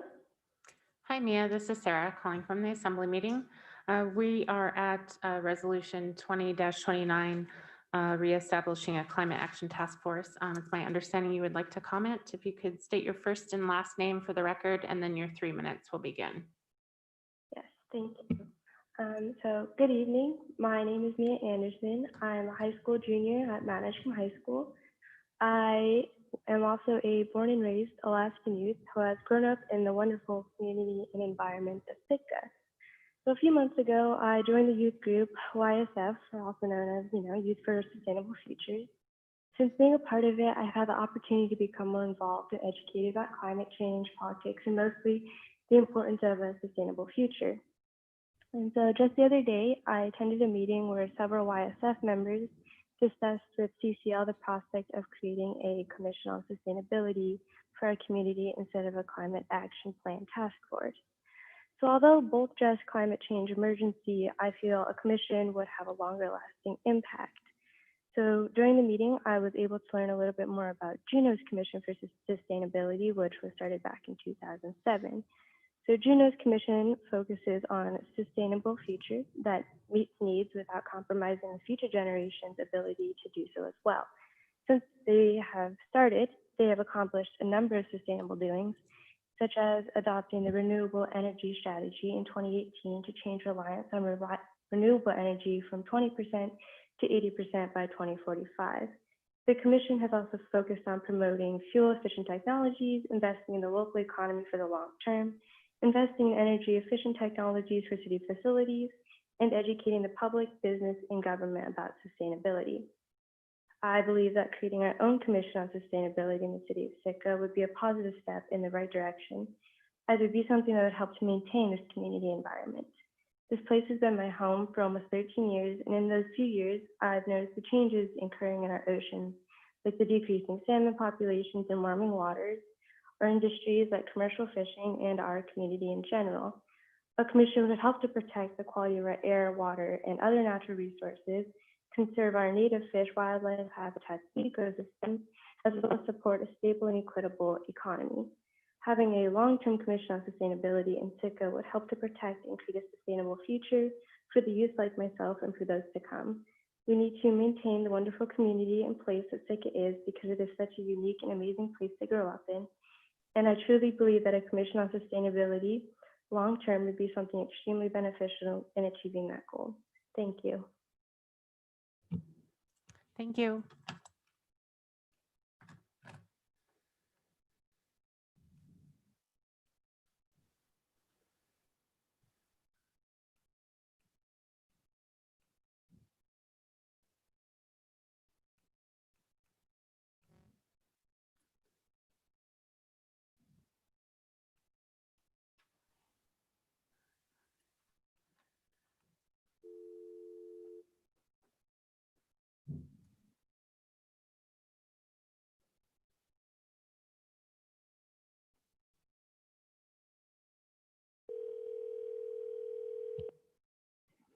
Hello. Hi, Kay. This is Sarah calling from the Assembly meeting. We are at Resolution 20-29. Yeah, I'm listening. Okay, So great. I'm ready whenever I'll just hang on and then you can let me know. You can go ahead. If you can state your first and last name for the record, and then your 3 minutes will begin. But I should wait for Mia first, right? Mia's already testified. Oh, I'm still listening. Okay. Okay, this is Kay Kreis, and I appreciate the opportunity to testify about the resolution, and really thank Valerie Nelson and Kevin Mosher for restarting this wonderful discussion. The pandemic has derailed so many of our habits and hopes and economy that we've not been addressing an equivalent crisis, that of global warming. The fires, hurricanes, flooding, and storms during the pandemic have their own impacts on our financial system, including insurance availability and property devaluation. In 2 months, a new federal administration will begin responding to the urgency of climate action, likely with newly available resources to rebuild our country in a sustainable way. In this rapidly changing landscape, the Assembly might benefit from a long-term commission that can monitor opportunities, catalyze partnerships among all Sitka stakeholders, and further educate our citizens about the changes that are coming as a result of climate change and solutions that we must implement to avoid further disaster. The 2010 Climate Action Plan that was chaired by Michelle Putz concerned municipal government changes, for example, its fleet and utilities, rather than changes needed in the entire community. To achieve decreased emissions by 2050, we need consideration of how most transport and heating in Sitka is to be electrified, how to conserve energy use in all sectors, and how to decrease our reliance on our external supply chain. Communities all across the country are learning by taking such responsibility. our municipal government can take leadership in the next decades to ensure a livable world with help from a commission rather than a one-time action plan that might end up on a dusty shelf. We also need to hear from our Native community on Tlingit Ani. They have values and experiences in sustainability that we must learn from. Just 2 weeks ago, the Executive Council of the Tlingit and Haida Central Council endorsed major specific action on federal policy to decrease fossil fuel emissions and to protect household budgets. I hope that we can take the time to gather input about the best way forward on this greatest challenge of our lives. Thank you very much. Thank you. Yeah, I have one more person to call.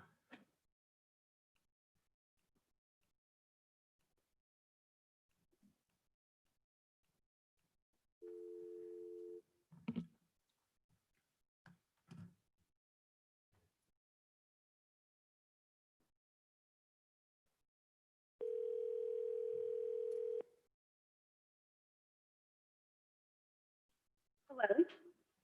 Hi, Tava. This is Sarah calling from the Assembly meeting. We are at Resolution 20-29. And it's your opportunity to comment. If you can state your first and last name for the record, and then your 3 minutes will begin. Okay, thank you. Hello, my name is Tava Guillory. I'll try to keep this brief. I'm a student at Sitka High School, and I'm also a member of Youth for Sustainable Futures. First of all, I would like to thank the Assembly, particularly Kevin Mosher and Valerie Nelson, for bringing this Assembly to the floor. And I think this resolution is a great start. I would, though, urge the Assembly to move the task force to a commission. As many have stated before me, I think that the permanence of a commission is more fitting for the crisis at hand. As we move forward, climate change will continue to be a major crisis, and as I understand it, a task force is not equipped for that longevity. So I appreciate the work that has happened on this resolution, and I really appreciate the resolution as a whole, but I do urge some changes. Thank you so much. Thank you. All right, comments from the Assembly? We already, all right, go ahead. We ended public testimony. These were telephonic, but come ahead.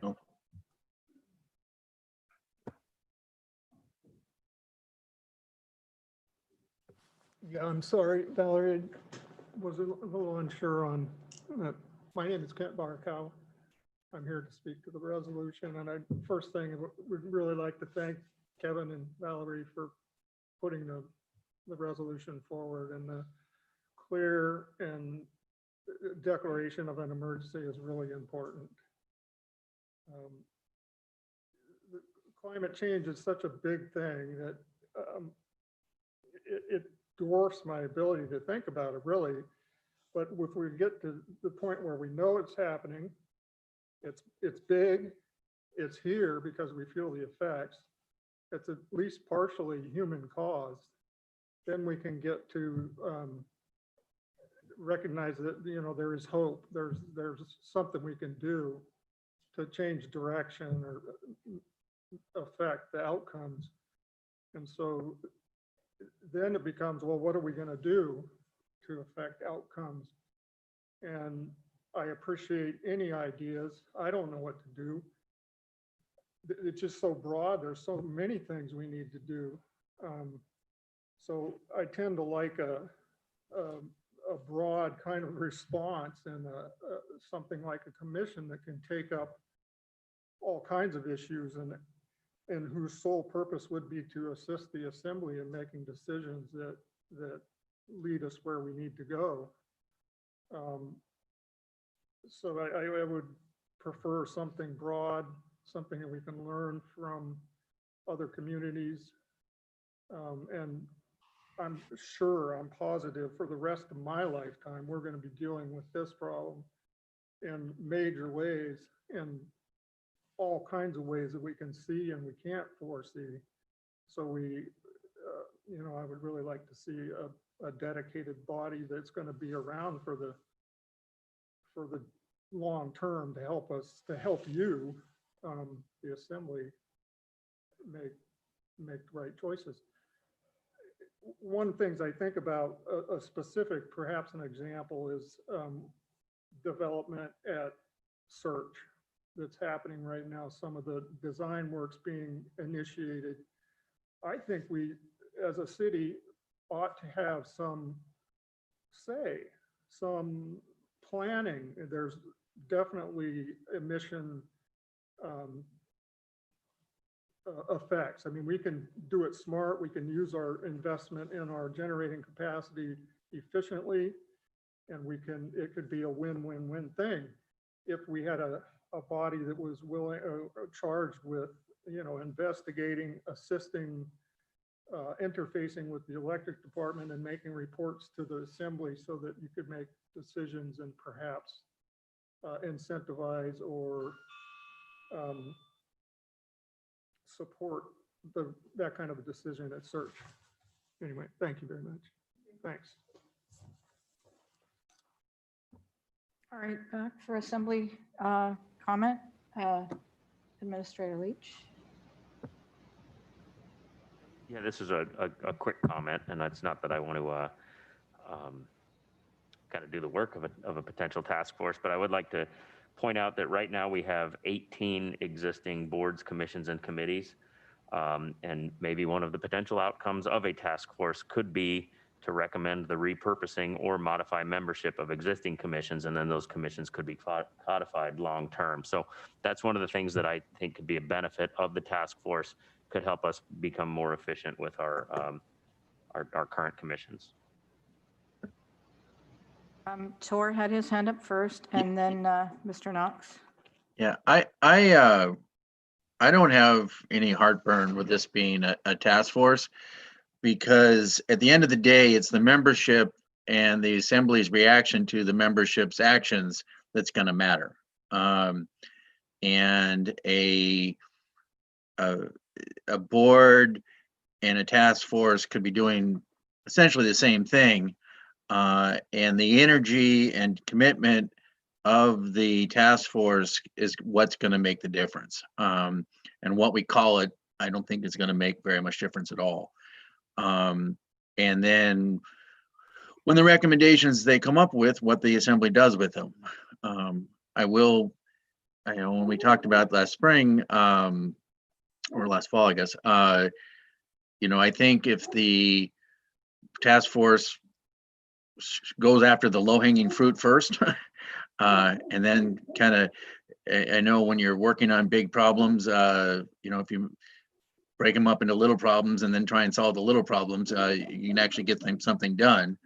And I think there is a fair amount of low-hanging fruit that, if it is done correctly, will not only reduce our carbon footprint in Sitka, but also save us money. I mean, I can think of a number of ways, and we've talked about some of those with heat pumps and electric cars and things, but I don't want to get into details. But like I said, it's going to be up to the task force to to be energetic and to work positively, and then it'll be up to the assemblies that deal with it to honestly and look at the recommendations they make. So I hope that this is a raging success, and we're not other communities will be saying, well, maybe we just change our board into a task force. But it's going to be a big job. Mr. Knox. Yeah, it's definitely going to be a big job, and it's definitely something that I think, as we heard from a number of different speakers here tonight, it's something that's going to be a much more long-term. And it would be my preference as well to see that this may be made more long-term and codified. I think the work that's outlined or in front of this group or this potential body is enormous. It will change over time based on either how we react or we don't, and the issues that we will have to deal with will probably change over time as well. I think having it be something a little bit more formal, more projected long-term, I think is important in my mind.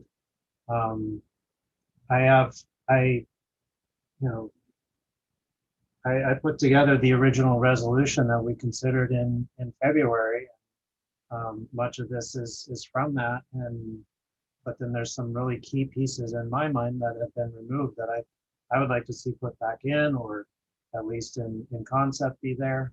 I have a few amendments that I would like to consider, although I'm not, a huge fan of making large changes to documents at the table. I would rather, personally, actually would rather see us postpone this and consider the Sustainability Commission idea that was put forward before. That document isn't a finalized document. It certainly has some changes that could be made to it before it came before the body. But personally, I think the work that we have in front of us is much greater than what this resolution is outlining at this point. So.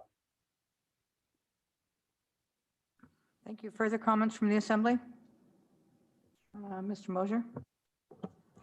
Thank you, Valerie. So I'm co-sponsoring this with Valerie. Kevin did write the original one. And then when we voted that down, I remember distinctly Ms. Nelson promised at the table to rework this. And she did. She did the reworking of this. And we were prepared to resubmit this. And then a lot of things happened, COVID and a lot of other things. And there never seemed to be a good time. Some of the youth were asking me, and I said, be patient, be patient. And it just never seemed like a good time. So, I'll be completely honest. I'm not a true, my position on climate change, as I've always said, is that I believe it's real. I'm not entirely convinced that it is caused by or can be changed by human behavior. That being said, I'm all for sustainable living and sustainable energy. My only biggest concerns are that we do it smartly and we don't add a burden on people that they can't afford. So, of course we should be taking care of the environment. I agree. I grew up partially in Ohio, and in the days when a lot of people didn't really care, and there was trash on the side of the road, and there was pollution in the water, and it was really bad. And so that obviously that has changed. So coming back to this, like I said, Valerie reworked this. I wrote the memo, and you can see in the memo that, I'm just concerned. I have some concerns is financial that I'll just read one quote here. Talking about this, at the same time, we need to be mindful of the costs that residents of Sitka may need to bear that are not fully supported by the state or federal government. The people of Sitka are currently under a heavy financial burden due to a variety of reasons, two of which are the debt on the Blue Lake expansion, as well as the negative financial aspects that COVID-19 has had on our economy. During this time, we need to be especially careful not to commit ourselves to major financial and policy changes, and if we are, the process needs to be fully open and public. And I understand that this is a commission or a task force is public. The way I see it, this is a compromise. You have two assembly members who are not necessarily zealous about this, but are putting forth something in the interest of compromise. And when I was, obviously the balance has shifted in the assembly. And when things were different, I was reminded very consistently that I don't just represent, people who are conservative or what have you. I represent everyone. And I took that to heart and tried very hard to compromise. And I see this as another compromise. And I would like to see, let's start small with a task force, okay? And in 6 months, we can grow it into a commission. And I hadn't even thought about kind of combining it with the Health and Human Services Commission. In fact, that's a good idea to look at all the commissions, see where we can make things more efficient. But I'm not opposed to a commission. And I will be open and honest as well that, we received an email, the Assembly received an email with a proposed ordinance from the Climate Action Group. And that had me a little concerned because their proposed ordinance was to create a commission that was outside the boundaries of a normal commission and had it doing some things I didn't feel comfortable with. So my solution in my mind is to put this forth. There's no, it's not going anywhere. We formed this task force. It's not going anywhere. Let's get it together, get people who are interested and qualified, and make this, as would be a commission, an open and public process, and let the members, because I know people are very passionate about this and can be kind of zealous. I would like to make sure that they know the proper protocols, that task forces and commissions are not to be making direct pronouncements to the city. The outreach needs to go through the administrator, whoever he or she is, and that person is directed by the assembly. If we allow a commission or a body to be making public, announcements, some people in the public can get confused and assume that that is, policy. I'm just concerned about the natural human side effects of or unintended consequences of people not understanding the process. So my solution here is to start it with a task force, build some trust on my part, that people are going to follow the proper protocols. And then absolutely, I would support a commission. And I think the idea, like I said, of combining it with health and social services, perhaps rename it, I don't know. I'm okay with a commission. I just want to start with the task force first. I think this is a fair thing. I could just sit back and fold my hands and arms and say no to anything like this, but I think this is reasonable, and I'm asking you to consider that. Thank you. I'm going to reserve my comments because I'm going to have to make a motion to suspend the rules and allow for somebody that didn't get their telephonic opportunity to be called. Could somebody second the motion, and we'll vote on it as to whether or not we're going to take that additional test? Second. Was there a second? Second. Kevin did. All right, public testimony on the motion to suspend the rules to allow one additional comment from the public telephonically. Back to the assembly. My opinion is no. We have to have some sort of hard boundary because people be calling throughout meetings and popping in. We had ample time for people to speak. This meeting's been going on for a while. I don't think we should do it. Okay, and my comment is that there was an omission or a mistake that was made, the person to get added to the list, but they called in on time. So that's what I've been told. Oh, well, that's different then. I don't have a problem with it. Call the question, please. Mayor Eisenbeis, Yes. Mr. Christensen, Yes. Ms. Himshoot, Yes. Ms. Nelson, Yes. Mr. Knox, Yes. and Mr. Mosier. Yes. Okay, the motion to suspend the rules passes, and yes, that was my bad, my apologies. So I will give Eric Jordan a call here. You didn't say it was Eric. No.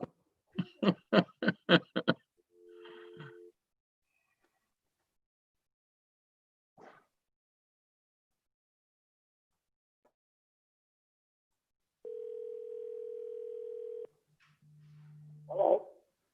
Hi, Eric. It's Sarah calling from the Assembly meeting.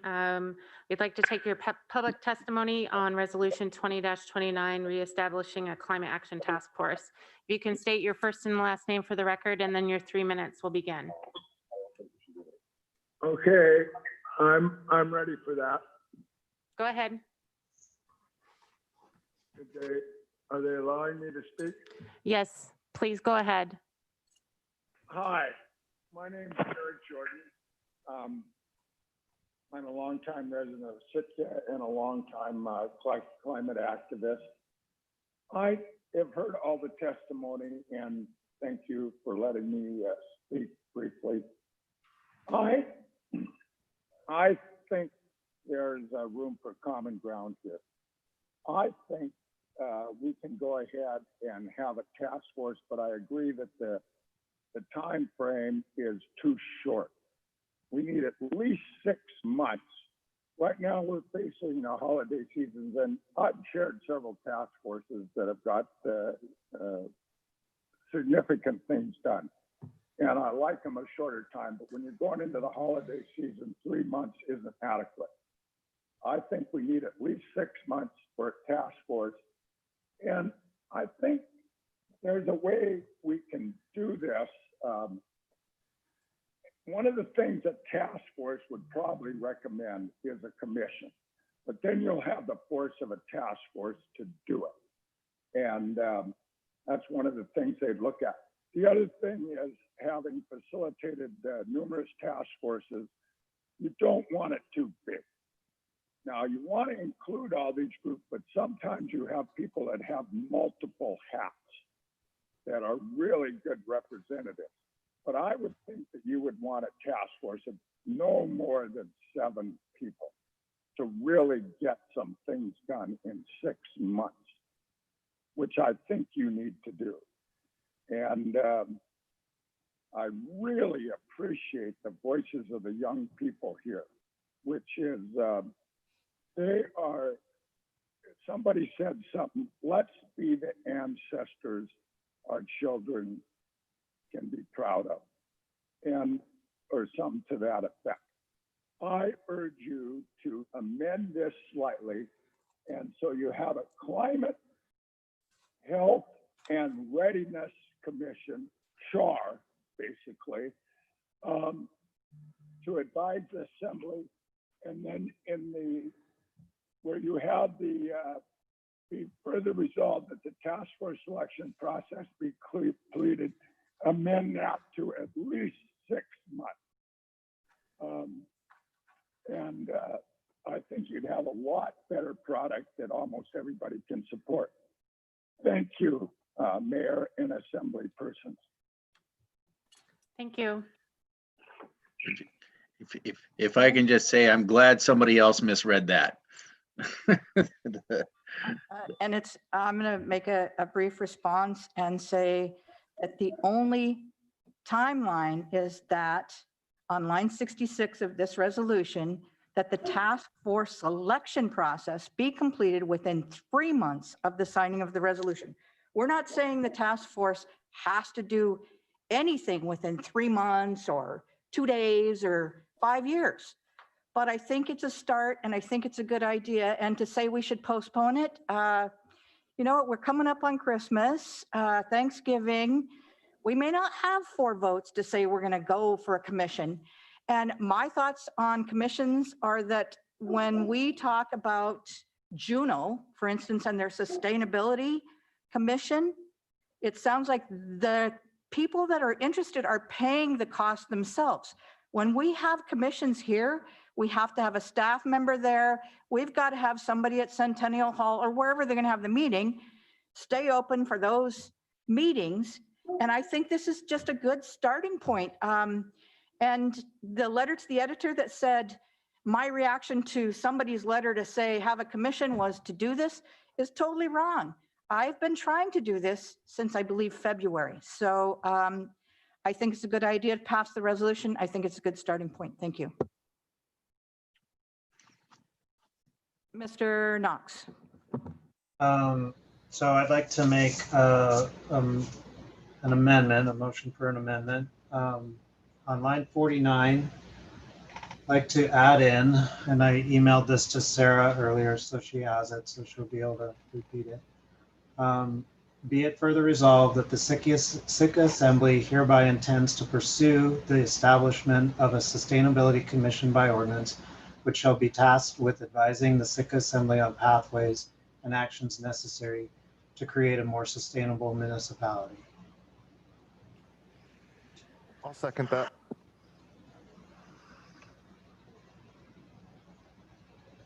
Testimony on the amendment.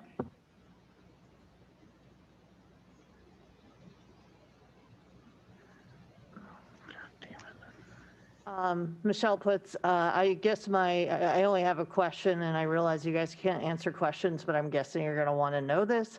My question would be, is that in addition to, or is that a replacement? That's it. An ordinance is totally separate from a resolution, and I'm not answering her. I'm just clarifying that. I can clarify that once we're done with public testimony. I recognize that. I guess I'm asking what Kevin just added.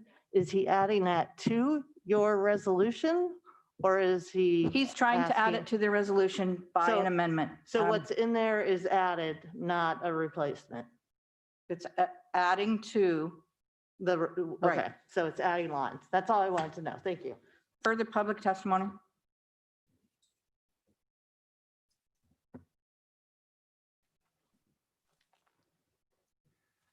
Richard Ween. This amendment actually adds an intent which was not intended of the original resolution. I think that it would be up to the task force in order to determine the intent and the direction that they would like to go, and in essence, document the absolute purpose and feasibility of proceeding that way. Again, it has to be mentioned that these things cost money and staff time. So I think the amendment gives intent, which is not the purpose of the original resolution. I feel that this, unless you're going to switch everything altogether, I think that this is gives it a purpose which was not the original. Let the task force decide the direction they would like to go and to make their case for it. This is not the time to amendize the resolution.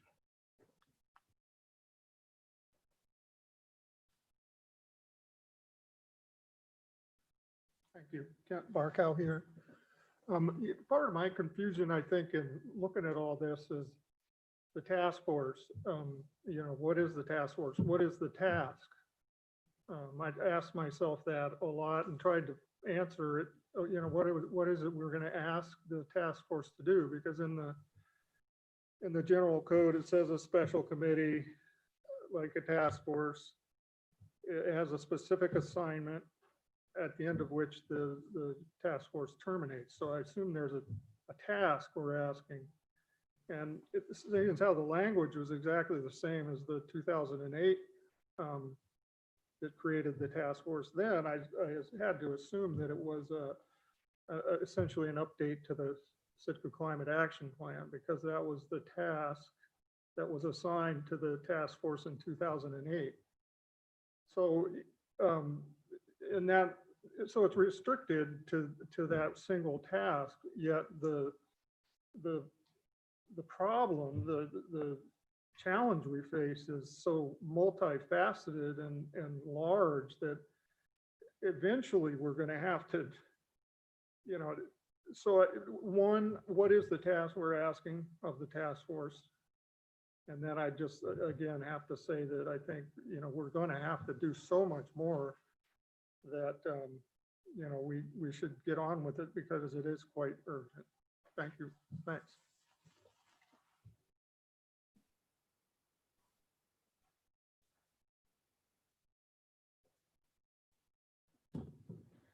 Hi again, this is Heather Bauscher. I'm just speaking as a citizen, separate from the AC chair role. I'm also a person in this community that's had the opportunity to see a lot of what the youth have been working on over the last however many months. And I think the unfortunate thing about having meetings in this way is that when we get to this moment, there isn't really an opportunity for them to jump up or speak up. And there are a few other youth that I know would have spoken tonight, but weren't able to get the message across by the 4 o'clock deadline because they're on East Coast time. One of those individuals did send some stuff by email that I would urge the committee or the assembly here to look at, because there has already been a lot of work by the youth thinking about what a task force or a commission would look like. And there's already been a lot of work put into building the blueprint of that. And like before, when it was mentioned, look to the citizens that are going to be most impacted by these things. I think we'd be amiss if we were not following the lead of the youth on this matter, especially when they've already put all this work. And I'm once again grateful and thankful to all of you for working with them in the ways that you have. Thanks. Anything further from the public on the amendment?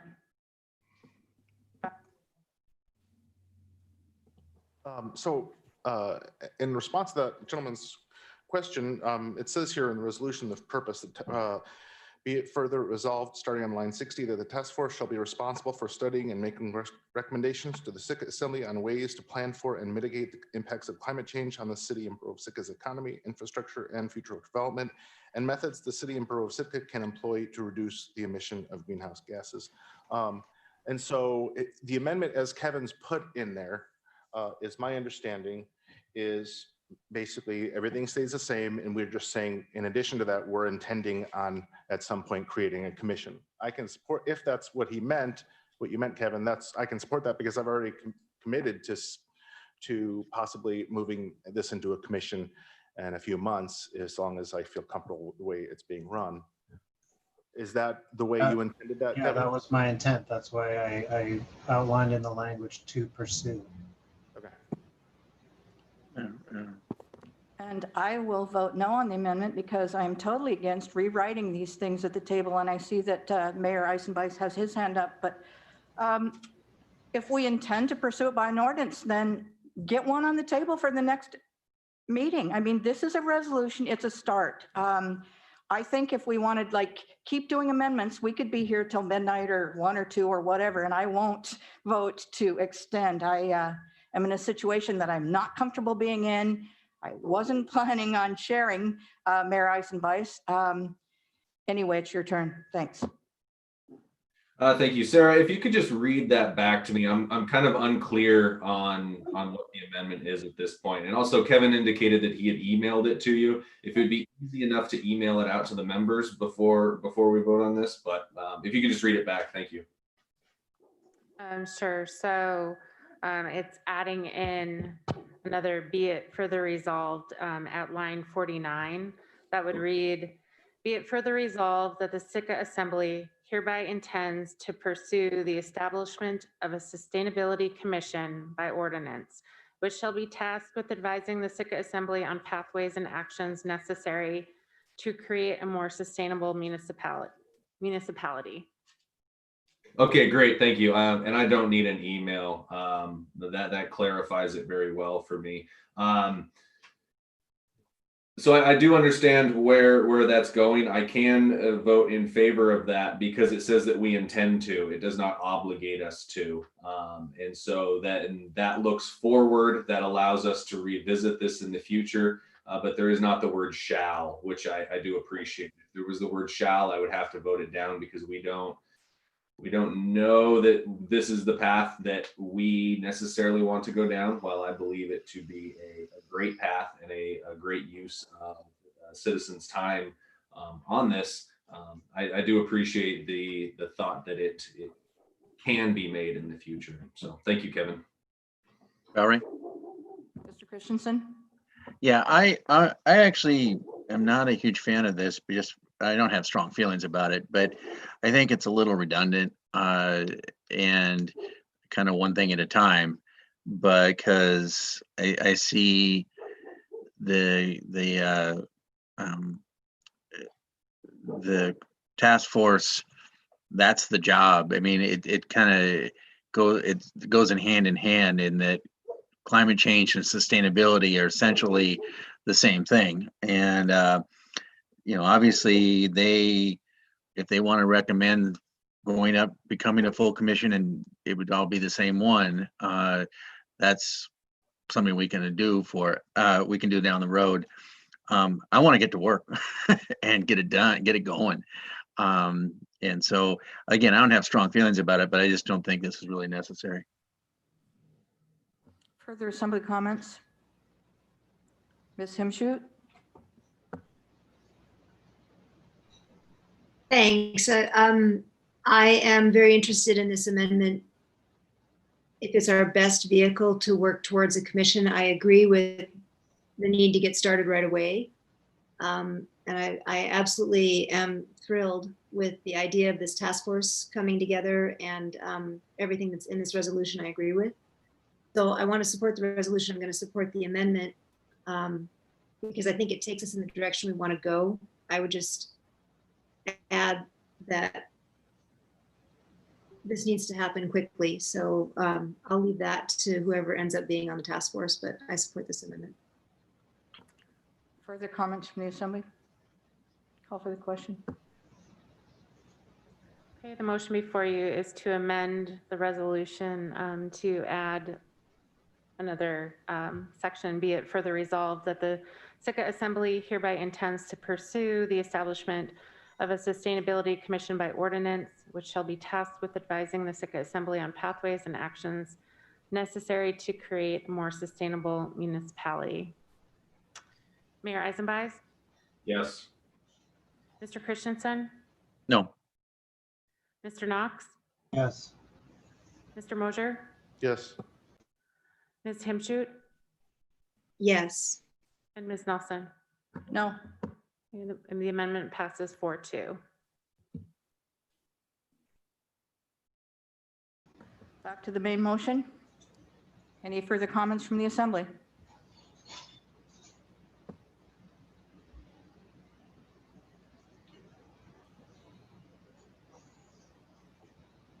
Okay, voting on the main motion as amended, and that is to approve Resolution 20-29 on first and final reading as amended. Mr. Mosier, Yes. Ms. Nelson, No. Mr. Knox, Yes. Mr. Christensen, Yes. Mayor Eisenbeis, Yes. and Ms. Himshoot. Yes. The motion passes 5-1 on item F. We will take a 5-minute, actually a 7-minute break. And when we come back, we will be on item G.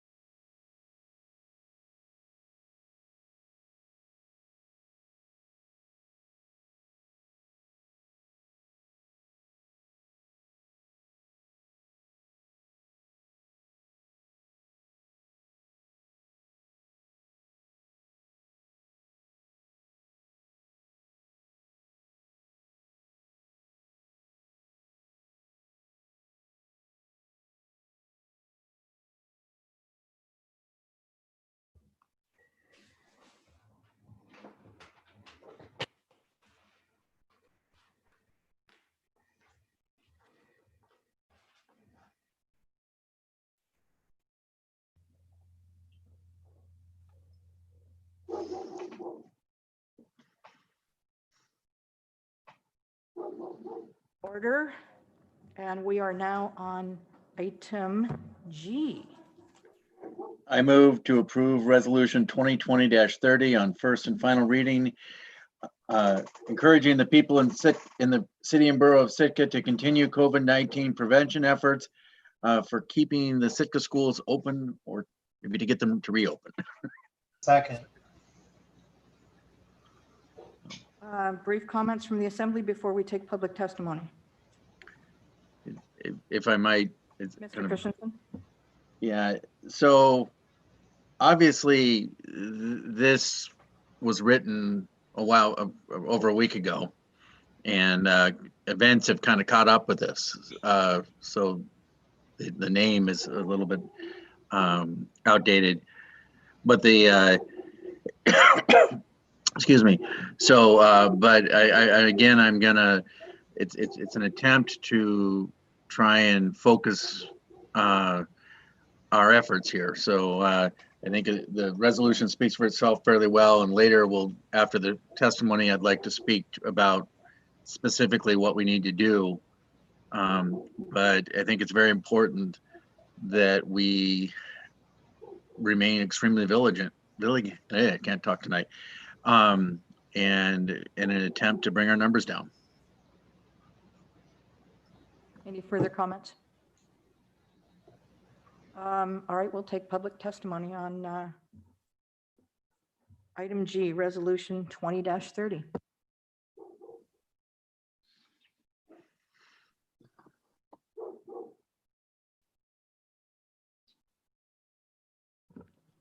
Good evening, members of the Assembly, Mayor, Deputy Mayor, all. I'm Charles Dean from Sitka here, and I am here to express basically my indifference to whether you make a resolution on this particular matter, but I heard a comment made earlier tonight that is beyond the pale, the notion of criminalizing non-mask wear. Where to begin? In the first place, this business of science, that's the new buzzword. It gets kicked around. The science says this, the science says that. The science is not settled on much of anything here. But more importantly, let's take a look at those numbers. 8,900 citizens, 90 affected or thereabouts. That's about 1% over 9 months. And how many folks have been hospitalized from this thing in 9 months? About 2.7% of the 1%. I'd say we're doing pretty well, given the fact that we've got an uncomfortable and inconvenient document interposed in our lives, the Constitution. Now, there is basically a false equivalency and a false assumption being offered here that's been offered earlier, which is that somehow or another, I'll give the false assumption first, that somehow or another everybody's at risk. Well, those who are at risk, and that population has been well identified, know who they are, and there is huge accommodation being made in this town for them already. And let's not even talk about what those I would call the voluntarily comorbid, the smokers, marijuana, tobacco, vapors, hard drinkers, junkies, meth heads, and let's not forget the overeaters. If those folks are willing to engage in risky behavior, that since we know there is a correlation between those behaviors and risk here, why are we concerned? What about independent individuals who have personal accountability? This used to be Alaska. This is Alaska, or it used to be. And I'd say the other point here is that, that I would make is that you're attempting to do something here you're not going to do. This reminds me of a game that was played when I was a kid called Whack-A-Mole. It's here. The virus is here. Folks are behaving as responsibly as they can be. And I have no problem wearing a mask wherever I'm told to. I have to do it in my grocery store, my doctor's office, my dentist's office, and I'll do that because I need those services. I'll play the game. But for somebody to suggest to this community, to this body, that we need to criminalize people walking around outside with masks is insane. Thank you for the opportunity to speak.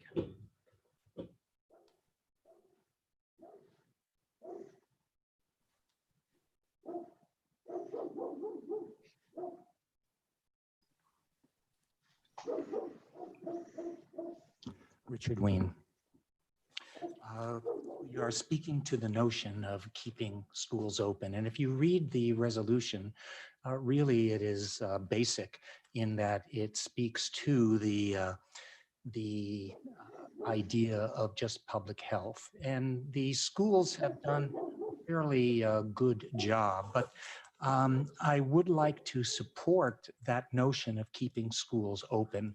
As we head into the holidays and so forth, it's going to slide into the new year, and that'll be a lot of time that the kids, and isn't this what it's all about, have not been learning. There is no replacement for in-person learning.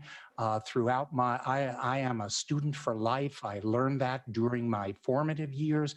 I don't need to be told about studying. I do it independently and have been a lifelong learner. And these are the skills that need to happen now. Interesting article in Nature concerning how around the world schools are doing. Well, let's take Italy. They evaluated 65,000 classrooms, and only 1,200 of them had positive cases. Now, what was interesting is that 93% of them only had one individual who was positive, and that had one infection noted. And the bottom line is it's the adults that usually are the first infected, and that children, especially from 12 to 14, are way less susceptible to infection and also less likely to pass it on. Why has contact tracing not been any good in the schools? They seem like they're independent, is because children handle the virus differently. They are also asymptomatic more, and as a consequence, they certainly can spread it. But again, the science is certainly not settled, and it is most likely that the amount of viral load that they do spread is considerably less. And we're talking ages 12 to 14 down. It's been shown that we need to concentrate on the teachers and, in essence, high school, because high schoolers have more positive cases than middle school and then elementary school. And I think that it is very necessary, I'll say, based on what we currently know, that we really need to edge towards keeping schools open, for the benefit of the children. Otherwise, we are going to create something which will not be redeemable. You won't get this year back for them. We always hear about if we lose a year, it's gone forever. And I'll quote Bob Petruski on that one. If we lose it, it's gone. Thank you. Thank you. Any further testimony on Resolution 20-30? All right, back to the Assembly. Oh, sorry, we have phone calls.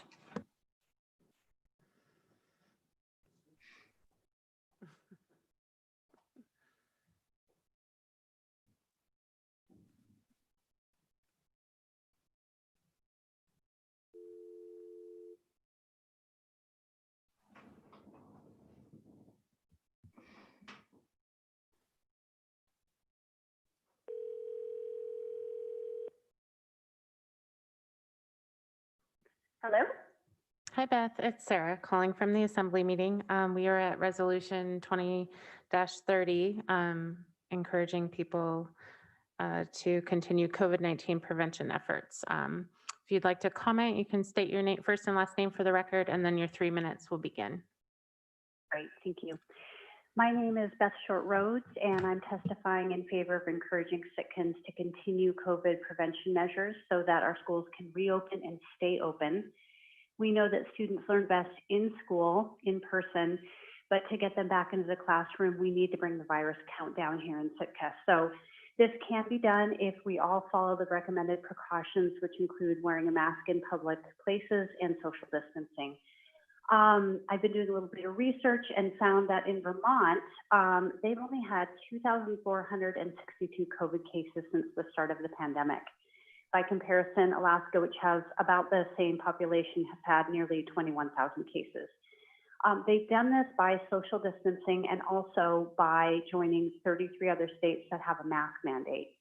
And this mandate was put in place by a Republican governor.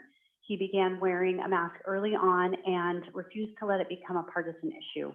So regardless of our political leanings, we can all follow this example, which I feel like is pretty wise and mature. So if Sitka takes this resolution to heart, it'll have another huge benefit, which is keeping local businesses open. We all want to avoid another shutdown, and the ability to do that is within our power. It's up to us. So I ask the Assembly to support this resolution, and if Sitkans need a reason to heed it, they can think of loved ones or other members of the community who might become seriously ill or even die. They can think of Sitka students who really need to remain in school, or they can think of our local businesses which can't afford to lose any additional revenue during this pandemic. And for the record, I am in favor of a mask mandate. Thank you. Thank you, Beth.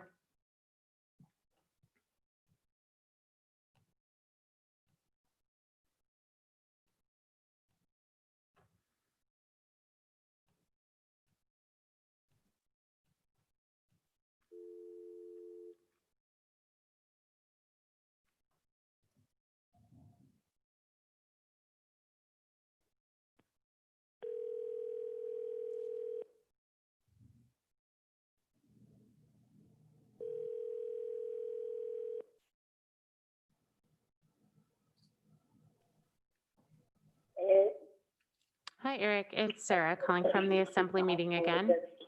Okay. Would you like to comment on the resolution regarding COVID-19 prevention efforts? Yes, I would. Okay. State your first and last name for the record, and then your 3 minutes will begin. Okay, thank you. My name is Eric Jordan. Thank you for hearing me again, and I apologize, Valerie, for misreading the resolution last time. But what I'm speaking to here is, as a former health educator and health executive and planner, folks, this pandemic is roaring. We need to do whatever we can to reduce the infections and the hospitalizations, and of course, the deaths and long-term suffering from this disease. And it isn't a political issue as much as some people want to make it. It is a health and courtesy issue. By wearing masks and socially distanced and isolating, which my wife and I have been doing since March 5th, you are showing courtesy to other people. The mask mostly prevents you from infecting other people. And with this insidious virus, so many people become contagious without any symptoms. So they don't know whether they're spreading it or not. So the common courtesy thing to do, whether the Assembly passes a mandate or not, personally, I think you should pass a mandate. But I applaud you for doing this. But lives are at stake here, folks. And this is much worse now. And we're heading into much worse time for the next few months than we faced last April and March. So please pass this resolution. And if you have the votes, mandate mask wearing, because so many people are just defying common courtesy and respect for the rest of us by not wearing the mask. We've known that for months. So a mandate, I recommend a mandate, but at least pass this resolution. And I want to thank our task forces and stuff here that have done a wonderful job in keeping our case rates down. Thank you so much. Thank you, Eric.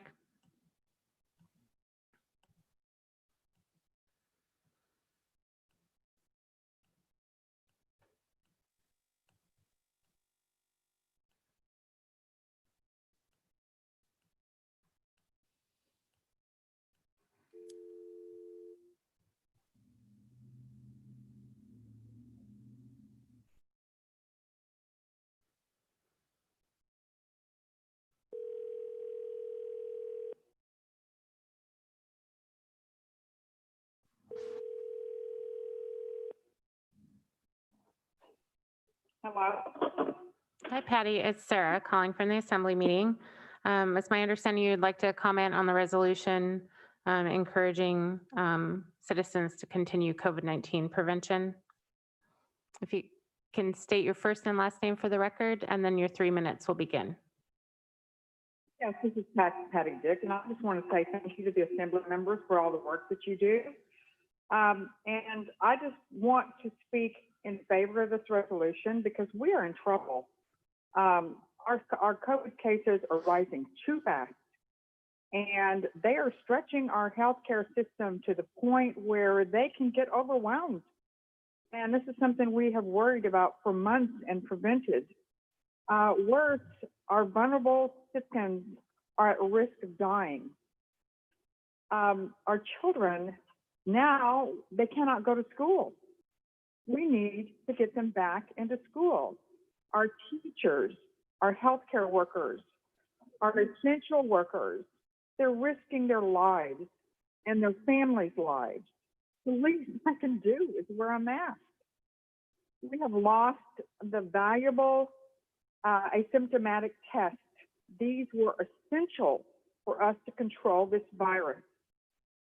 So now it feels like we've just gone backwards. We're back where in this dark place where we cannot see. We've got to get those tests back.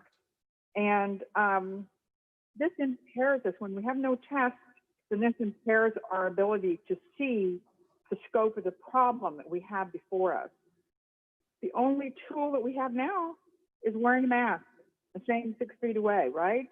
This is a time that we all have to pull together and always wear a mask to protect our community. If a business chooses not to enforce mask wearing, then I cannot give them my business. And I want to. I'm trying to do everything locally right now. I support any effort to encourage mask wearing, but because we can't just sit around and hope that we get lucky. We have to be smart, and we have to protect others. We need help getting through the winter. The Assembly, I think, should at least, if they don't do a mandate, I think they should at least require that businesses require mask making so that we can go in and trade and buy things here in Sitka.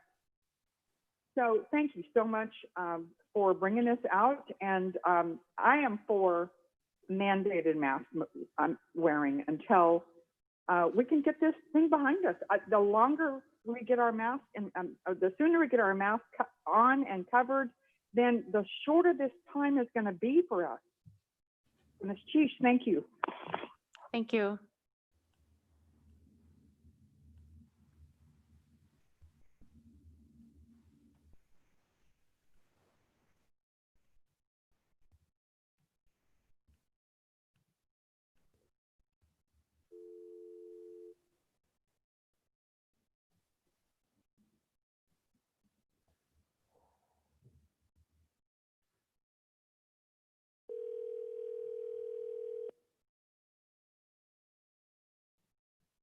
Hello. Hi, Dr. Westergaard. It's Sarah calling from the Assembly meeting. We are at Resolution 20-30, and it was my understanding that you would like to offer public comment. If you could state your first and last name for the record, and then your 3 minutes will begin. Thank you.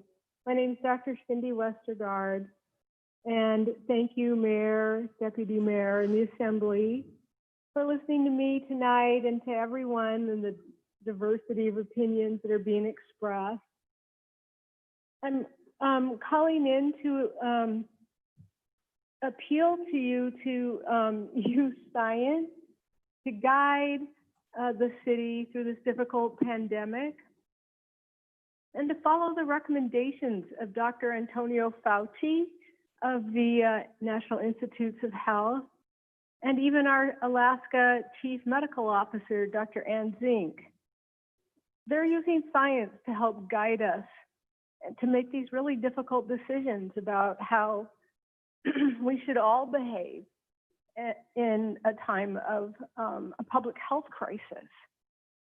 And science, you know, from my perspective, is clearly the standard to follow.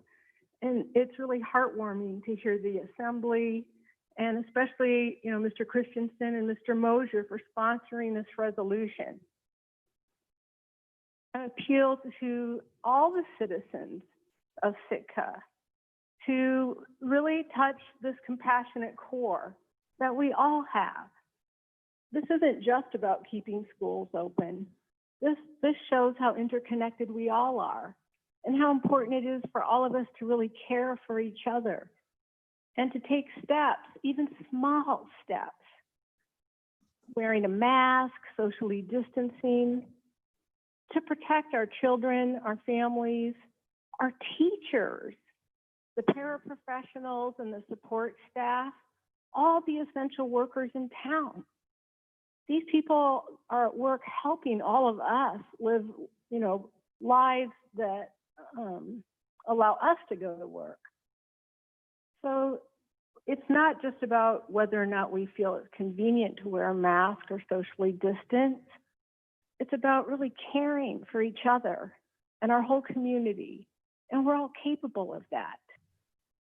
It shows how interconnected we all are and that we're all sharing this pandemic and the stress of it. So I can't speak more sincerely about my gratitude for this resolution. I hope that it really is as effective as it's intended to be. And thank you very much for listening and for this opportunity to speak. Thank you.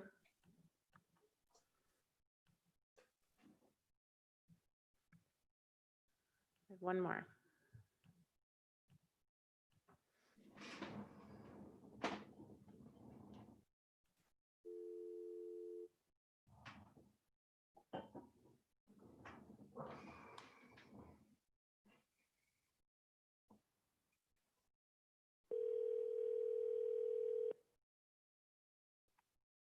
Hello, this is Eric. Hi, Eric. It's Sarah calling from the Assembly meeting. We are at the resolution encouraging Sitkans to continue COVID-19 prevention efforts. If you could state your first and last name for the record, and then your 3 minutes will begin. Yes, thank you. This is Eric Van Sykes with the Sitka School Board. Thank you for letting me speak again. Yes, I wanted, on behalf of the school board, and I think I can usually say on behalf of the Sitka district staff, we want to thank Tor Christensen and Kevin Mosier for this resolution. The timing is obviously right on the money for what we need to be doing. Since we came up with the Smart Start program that had community input, task force input, teachers and everybody, our mitigation factors and parameters and precautions that we've instilled on our district have been working. You know, we've certainly had cases, but the way that we've been able to react to those and take care of them have enabled us to get this far, which is almost farther than any district in the state. We are not in a place where we would like to be as far as being shut down. And also, I just want to let the public know that these mitigation factors are consistently being reviewed.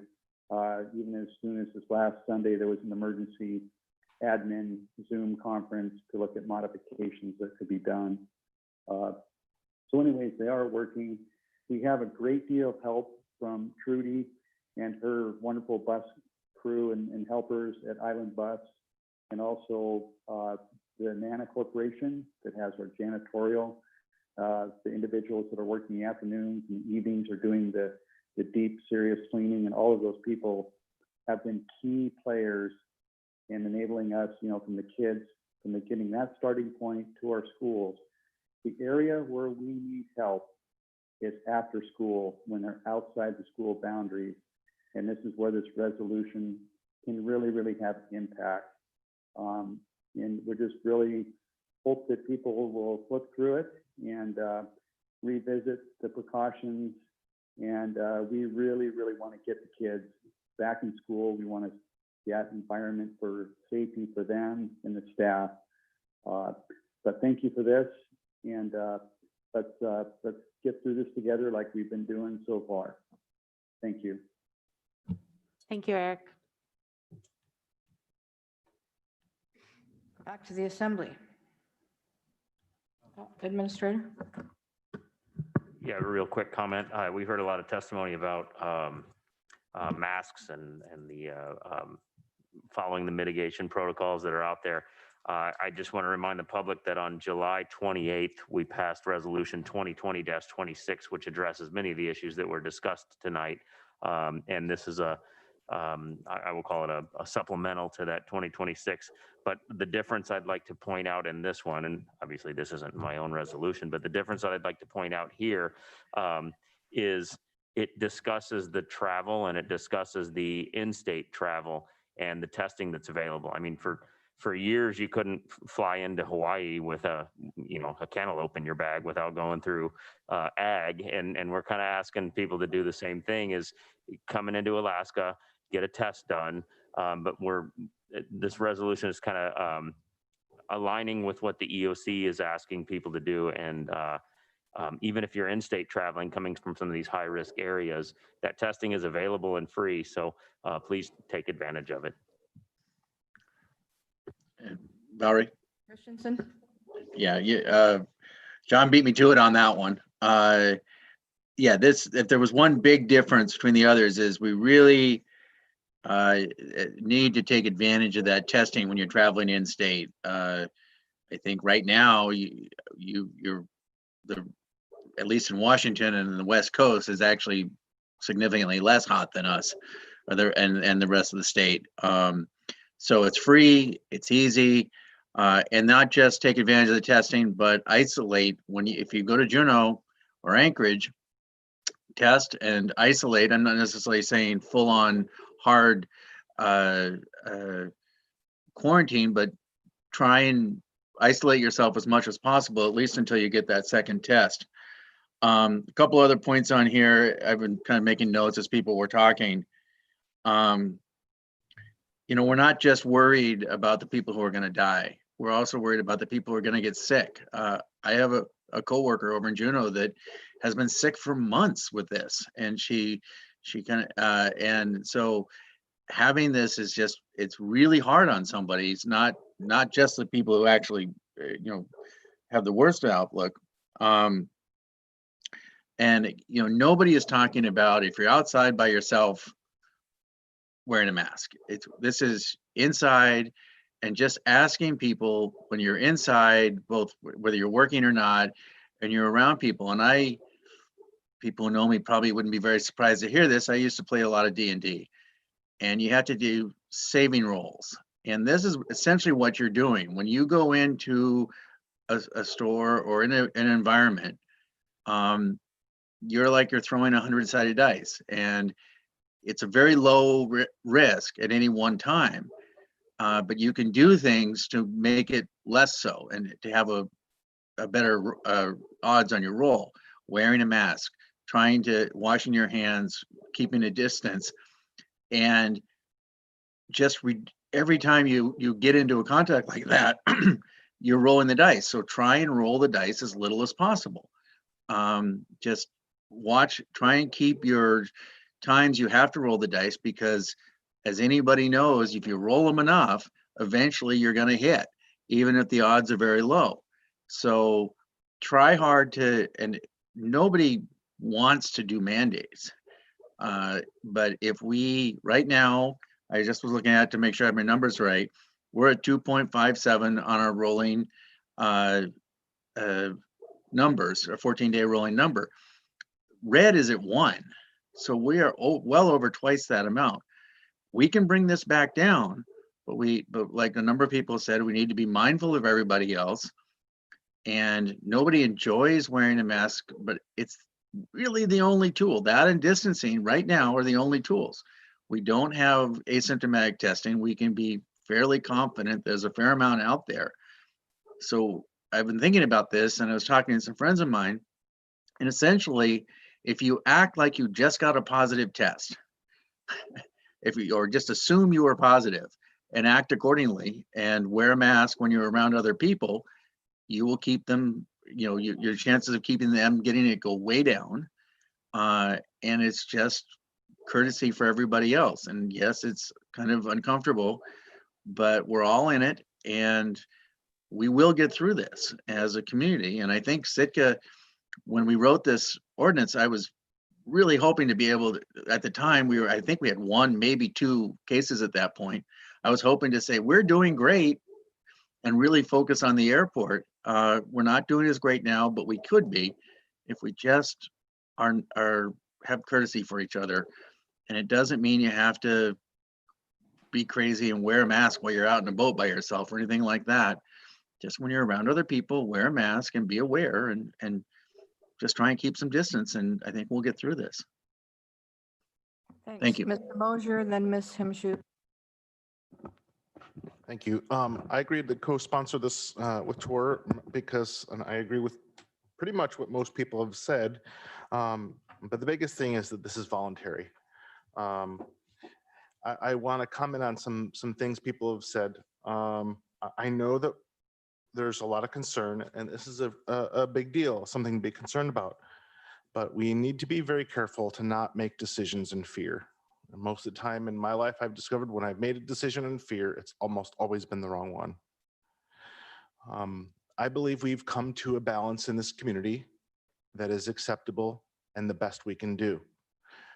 There's been some serious comments to make things mandatory and get things really aggressive and use the force of government in a harsh way. I believe that would be a serious mistake and would backfire.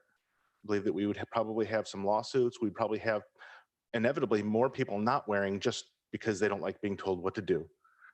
So I would encourage this assembly and the community to not make a knee-jerk reaction to try to force things when setting a good example and working as a team, we can get this right. Normally I was not wearing masks during meetings, but because of the elevated level, I'm doing that. Not because I have to, but because I'm trying to be part of the solution. So again, I would encourage you not to take harsh actions. And if something does come to the table, I would vehemently oppose that and do everything within my power to make sure that we are not mandated. Thank you. Ms. Himshu. I just wanted to take this opportunity to shout out to the school district for everything that they've done and the students as well to get to this point. And it's disappointing that the schools have closed. So wearing a mask is no fun. We know that. I wanted to point out also these, we know it's no fun, but we know we need to do it. I wanted to point out also that this resolution is very much in line with what the action the district took at their last school board meeting to continue the quarantining and testing that you have to do when you travel. So if we were in session, any students traveling would fall under those guidelines as well. And then I really appreciate the part of this resolution that says failure to comply with this resolution does not create grounds for a person to harass another person who does not comply with this resolution. So that's really important to me. We're not encouraging people to become vigilantes about what other people should do, but we are encouraging people to take responsibility for themselves. And I think Dr. Zink and the governor have said repeatedly, the only thing that's going to make a difference here is personal choice. So if we just all make a good, positive, personal choice, this is going to work out. So thank you. Further assembly comments? Call the question.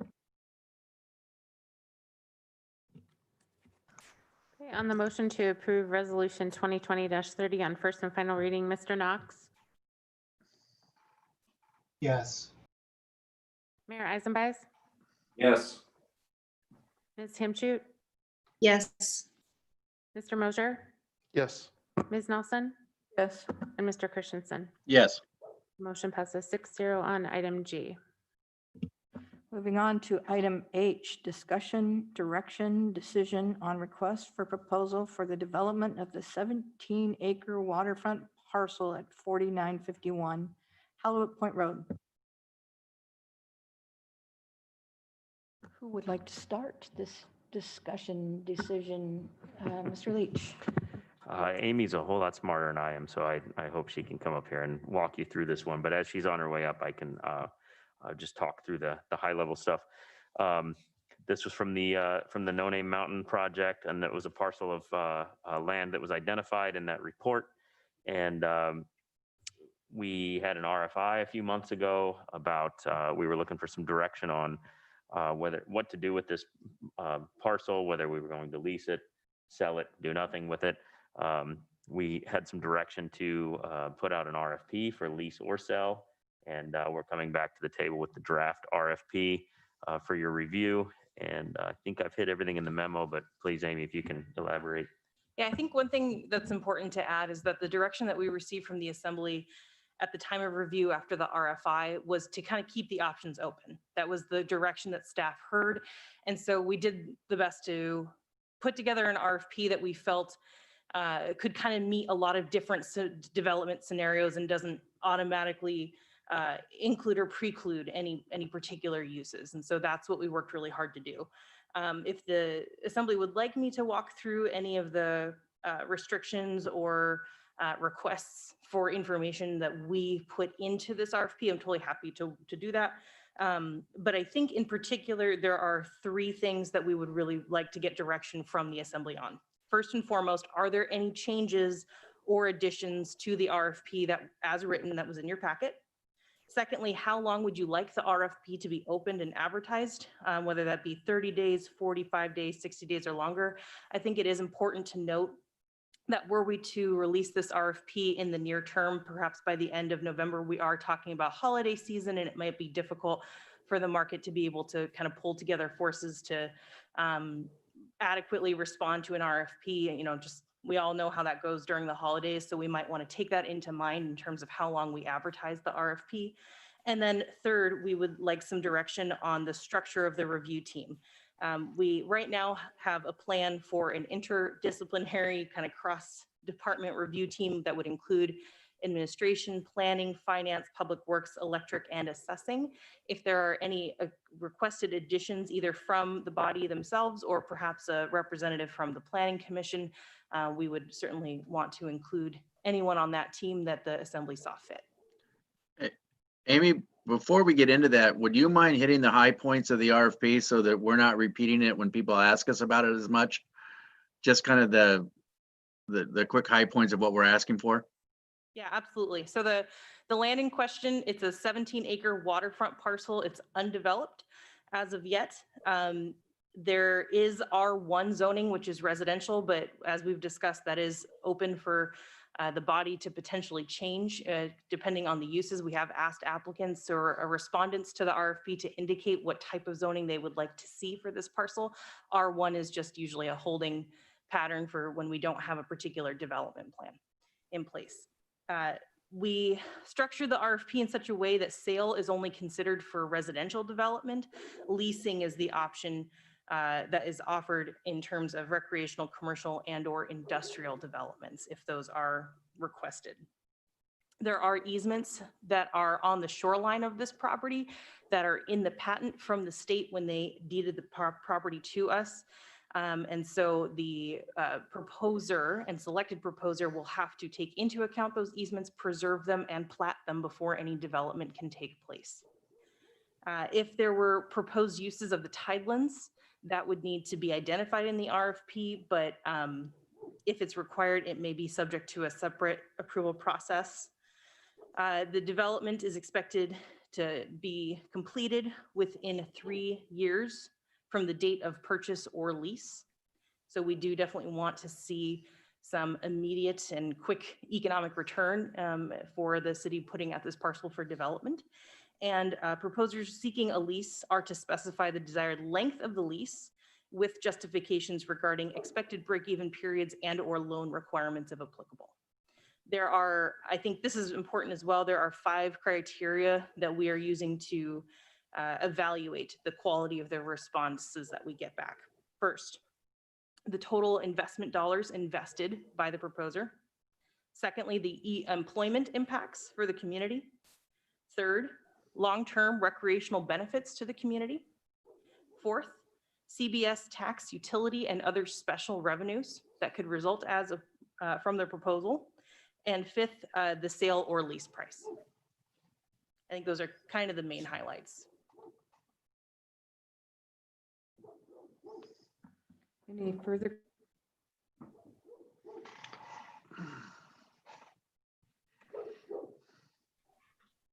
Go ahead, Mayor Isenbeis, you have the floor. Thank you.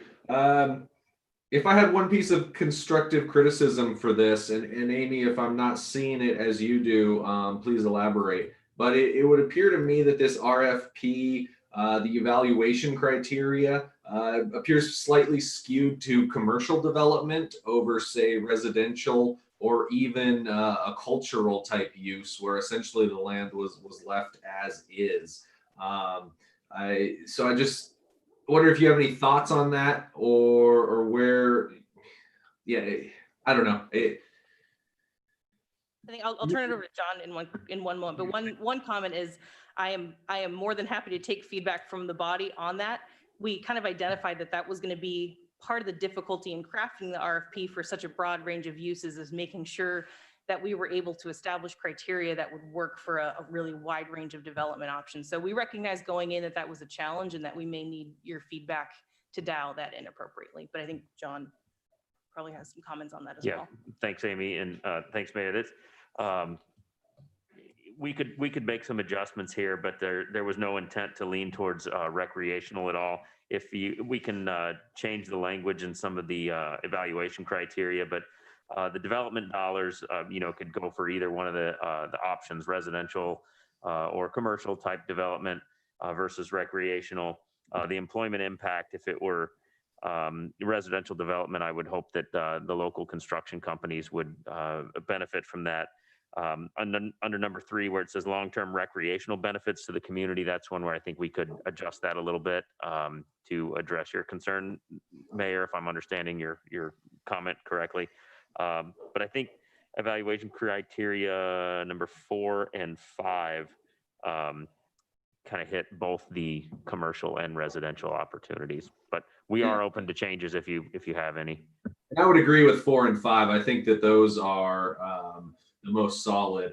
But in talking about number 2, employment impacts, one could easily argue that long-term employment was better than a short-term employment for gain of housing. So you might only get a few points there. And this is just one person's perspective on it, if the entire assembly is happy with it. But that was my only constructive criticism on it. I think the document is extremely good for the amount of time we gave you to produce it. And I think it is hitting a lot of wide-ranging thoughts and opinions pretty concisely in one document. So hopefully we do have some opportunity to get this out in the public here soon. I would agree that putting it out over a holiday season, allowing for a short time to respond, is probably nearsighted. I believe we do need a longer time frame to allow proposers to gather their thoughts in what's most likely going to be a busy couple months for most people. So those would be my initial thoughts on that. Thank you. Any further comments, Mr. Christensen? Yeah, I'm actually pretty happy with as it's laid out now, because at the very end, as we often do, we have the ability to say no to any proposals or yes to ones that may, no matter how they score. It's just kind of what we're looking at. I think I personally am feeling a little more that some sort of development is a good thing there. We have a shortage of land in Sitka for doing much of anything. And unfortunately, for the No Name Mountain area, this is really the only part that's even is reasonably developable. Yeah. And again, I would highly recommend that we do as a very long process, put this out for a long time. We haven't done anything with it. I'm not sure when we got this from the state, but it's been many years. And so I don't think we need to have it shovels in the ground in 6 months. I think we need to be deliberate about this and give everybody a chance to put forth ideas. Thank you. Ms. Himshoot, and then Mr. Mosier. I had the same question that the mayor had about employment impacts. Can we get clarification on exactly? Because when I read that, I thought, do they mean how many jobs to build or how many ongoing jobs? And so is that just open to interpretation? We leave it like that? Is there a way to tighten that up? What was the intent? And am I getting too far into the weeds? I guess my answer is yes. Okay. Because, and I mean yes to the different types of employment, because there's so many. It could be the industry that works to develop. It could be, if it's a recreational opportunity, it could be the jobs that are created for the long term. There's a mix, and we'll try to take as much subjectivity out of it as we can. As Amy already explained, it's very difficult when there's such a broad range of possibilities here. But we'll try to take as much subjectivity out of it as we can. And whatever scoring we come up with, we'll have at least something on paper. Maybe it's a scale of, a 1 to 5, depending on the certain number of jobs. And that's things that your review team will come to an agreement on before they score the proposals. So there's some assurance there that prior to scoring, there will be a group discussion or some sort of common understanding of that. Absolutely. Yeah, we'll have some sort of measurement criteria set forth, and then just through the whole contracting process, we'll have to have that available as record too. If anybody asks how the scoring panned out, we can show them how our process worked. Okay, thanks. My only comments are that I like this as is. I'm not against any changes if people want to make them, but I'm okay with it as is. I was originally thinking 30 days would be a good turnaround, but if people want it a little longer, that's okay too. Those are my thoughts. And I would encourage a 60-day turnaround with Thanksgiving, Christmas, New Year's coming up. You want to get, as many good offers as possible as far as changes. I don't really prefer that it be recreation versus residential or whatever. And the structure of the review team, I would suggest that somebody that has experience in groundwork, earthwork, subdivision, building be on that review team. I mean, I would like to say I could volunteer my husband, but he's retired and he's busy all the time. But I think that we certainly have enough people in town that, like even somebody like Pat Welsh, who knows a lot about utilities and whatnot, I think would be a good addition to our review team. Thank you.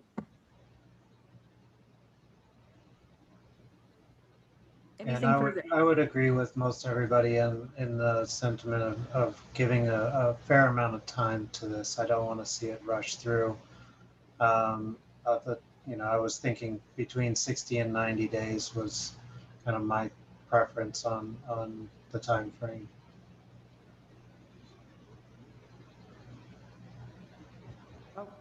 Mayor Isenbeis. Thank you. And then my last item on this is I would like to submit for the structure of the review team for the Assembly's consideration that we have a representative from Sitka Tribe of Alaska. I do believe that our partner in government should have a seat at the table when this review process goes forward. And that because I would like to see how they rank the different reviews that come in as well. So, if the Assembly would, I'd like to have that on there. If not, my comment on that is I'm not sure that would be the best thing. I don't. This is city-owned property. I just don't believe that they should be on that review team. I wouldn't have a problem with them being on the team as long as they're not bidding, because I think there's a distinct possibility they may be involved in the bidding itself. That's what I was yeah. gonna ask. If they're on their review team, I support that. I think it's wise, and just remember that any scoring after it's complete is still going to come back to the assembly for final decision as well. Mr. Mosier? Sorry, Mr. Knox.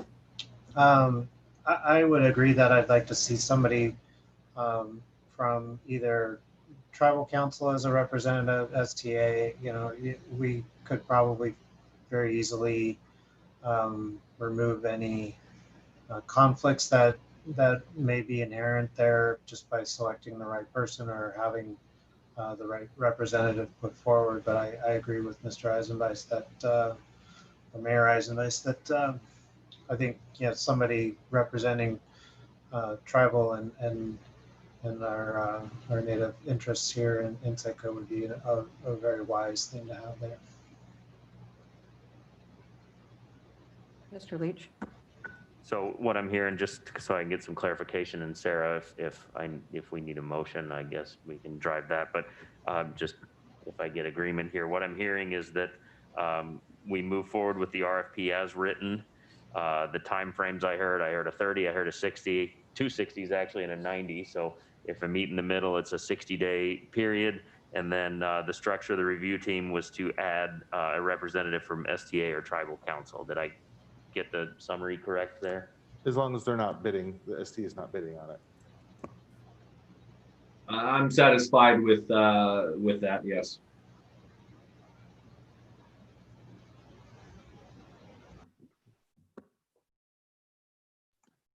Sorry, I As thought am you I. had your hand up when you put your thumb up, Ms. Hemshoot. So is that enough direction? We don't need a motion, I don't believe. I Okay. think there's concurrence. Yeah. Moving on. Thank you, Amy. Amy's still there. Oh, yeah. It's Amy's night to Item shine, so. I, discussion direction on the sale of the former Sitka Community Hospital building. If you want me to introduce it again, Amy's a lot smarter than I am, and she can do this much better. But we were approached recently, and the letter is in the packet for the potential for search to purchase the Sitka Community Hospital building. You can see the letter in the packet. We're not at any negotiation phase whatsoever here. Amy did an amazing job putting together a flow chart to kind of graphically lay out the decision process here that we're going to be looking for from the assembly. Specifically, if you go to the real property disposal section of our code, there's some questions we have to have answered before we even begin to move forward. And that first question is, does the assembly want to keep or sell that piece of property? The second is, if you decide to sell it, or even lease it, do you want to do this by a competitive or non-competitive process? And it lists the thresholds there on the value of the property. And then if that, based on that value of the property, the assembly has the choice to bring that to a advisory vote of the public, either at a special or a general election. So we're looking for a couple questions to be answered here. And Amy, I did too much talking, so I'll let you take over. That's fine. No, I think that one of the points that John emphasized is really important here is that we are at the very early stages. And I think what we're really asking is, do you even want us to go down this road? Because there's going to be a lot of work, both from staff, both from the applicant, et cetera, to even kind of start pursuing some of these processes that have to take place if this is the final outcome, the kind of the road that we're going down. And so we're at the beginning of the journey, and we're asking, do we even take the turn and start going down this road? So I know it seems like a lot of decisions to be making early on, but these decisions are really critical in making sure that we prioritize our time and that we're going all in the right direction, in the direction that the body wants us to go in. So I'm happy to walk through a little bit of the process that I've laid out, if that would be helpful. Otherwise, just happy to answer any questions that the body might have at this point. I think John laid out kind of the 3 decisions that are really critical that need to be, that we would appreciate your direction on. And I think that you've done a pretty good job of laying out the process in the documentation that we have, but other assembly members may disagree with me. So questions from the assembly or comments? Mr. Mosier? Yeah, I'm not opposed. I had had this vision in my mind that one day we could rehab the Sitka Community Hospital for the police department, but I have heard that that would be a very expensive endeavor. So if that is a true fact, then I'd be okay to sell it, because as long as it's for a fair price. But I would like to see what other people think. Yeah. Mr. Christensen? Yeah, you know, I saw this and it kind of was all over the place when I was reading it. My first thought was, well, it's a hospital and I don't think there's anybody banging down our door to buy a hospital other than Search. But what I'm really thinking here is that this should be a special meeting, because we have to actually make decisions here. And the first question we have to ask ourselves is, do we want to sell it?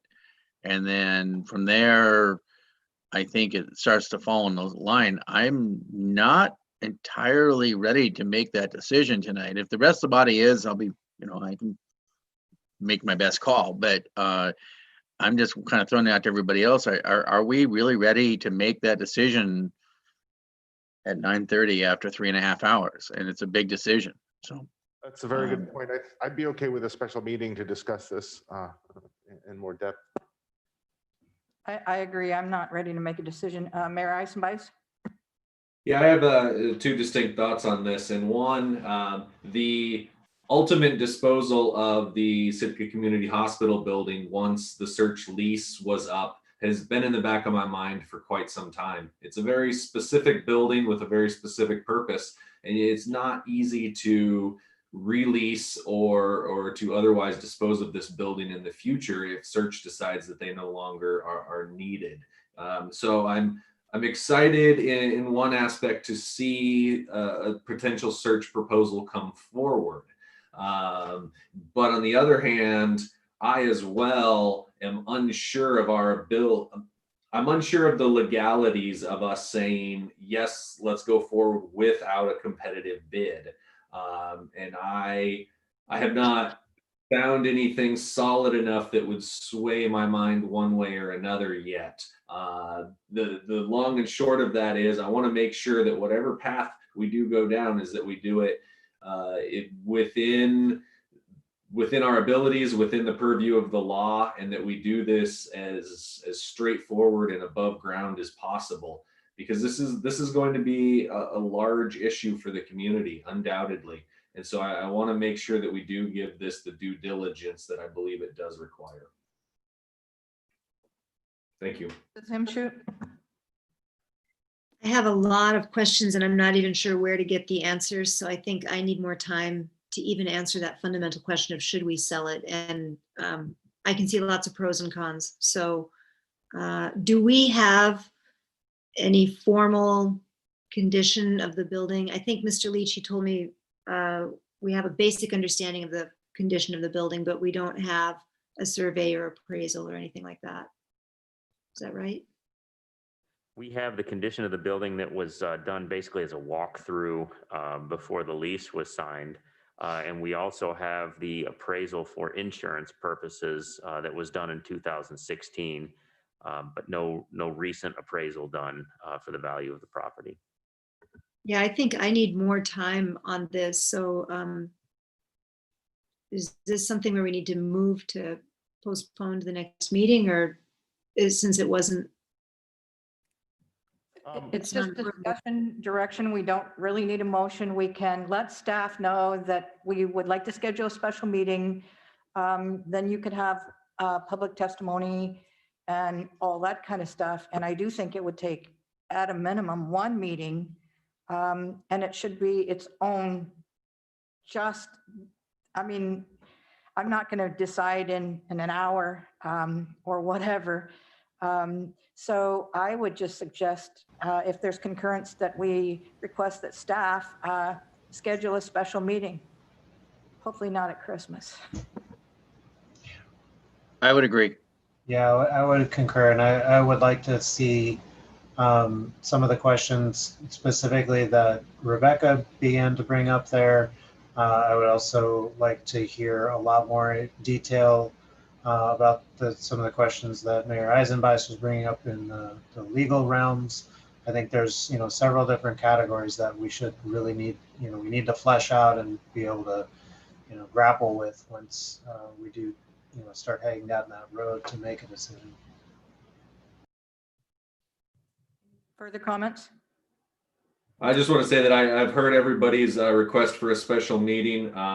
Special meetings can be called by the mayor or 4 or more assembly members, and I think we have both of those at this time. So I will work with John and his staff to schedule a special meeting for us on this issue. I'll also work with Sarah on getting out plenty of public notice about this so that we can get a wide range of points of view from the community. All right, that said, we will move on to item J, update discussion of CARES Act Working Group progress. Public comment to be taken. Mr. Leach. It's been a long night, so I've got my comments written down here. I'll go through this quickly. So category 1, I do this every time and go each one of the categories and just give you an update on what's spent. So category 1 was our mortgage and utility assistance. As you know, 2.7 million was spent in the first phase of that, of the harbor and utility credits. Those were dispersed in July. Phase 2 of that program, after some money was reallocated, $1 million in total was reallocated to that. And we have since dispersed, and after we've closed out that program, we have dispersed those credits, and it was approximately $536 per account that should have hit those accounts already. Category 2 is the business and nonprofit grants. Sorry, I have to remove this while I speak here. Phase 1, we had $3 million worth of applications. Nearly all of the checks have been issued. We have a few remaining, and that's just answering some questions on sales tax compliance sort of issues, and we'll get those final checks out. Phase 2, the application period just closed. I'd like to say we were that good, but of all the applications that came in, I think, Melissa, we're at about 140 or so is what I remember reading, or is that different? Okay.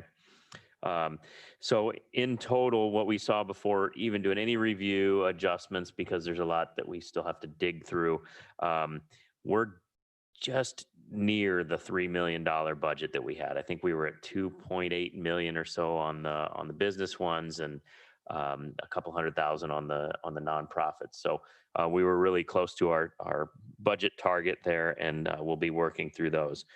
On our category 3 programs, not a lot of changes here, but the child care program still have the subrecipient agreement with AEYC. The food program with the Sitka tribe, $200,000 subrecipient agreement. We just finished up the mini grant portion of that subrecipient agreement. I was one of the review members on that, and those checks should be going out very soon for the applicants that were approved, if they're not out already.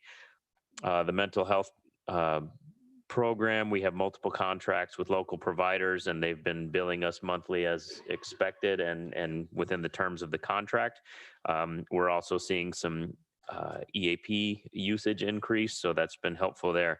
The housing program, we get reports from AHFC. I haven't seen a whole lot of new applications there, but they're picking through the applications that are pending.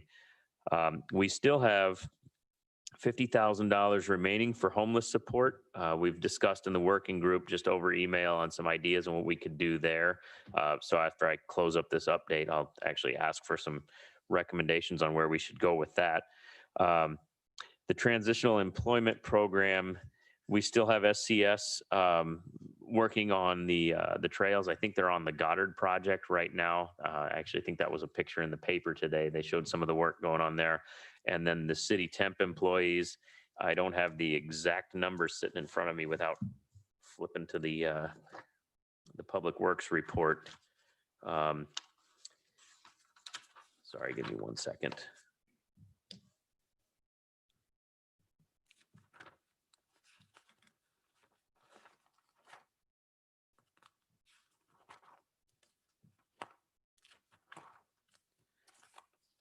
If you look in the packet at the end of the Public Works report, it shows some of the pictures, what they're working on, some of the successes here, and it talks about the number of employees they have hired. Let's see. I hit SCS, I hit the city temp employees. As far as city mitigation, that's also in the Public Works report at the very beginning of it, where we are with the City Hall improvements. We've got a contract. Michael, is that awarded or about to be awarded?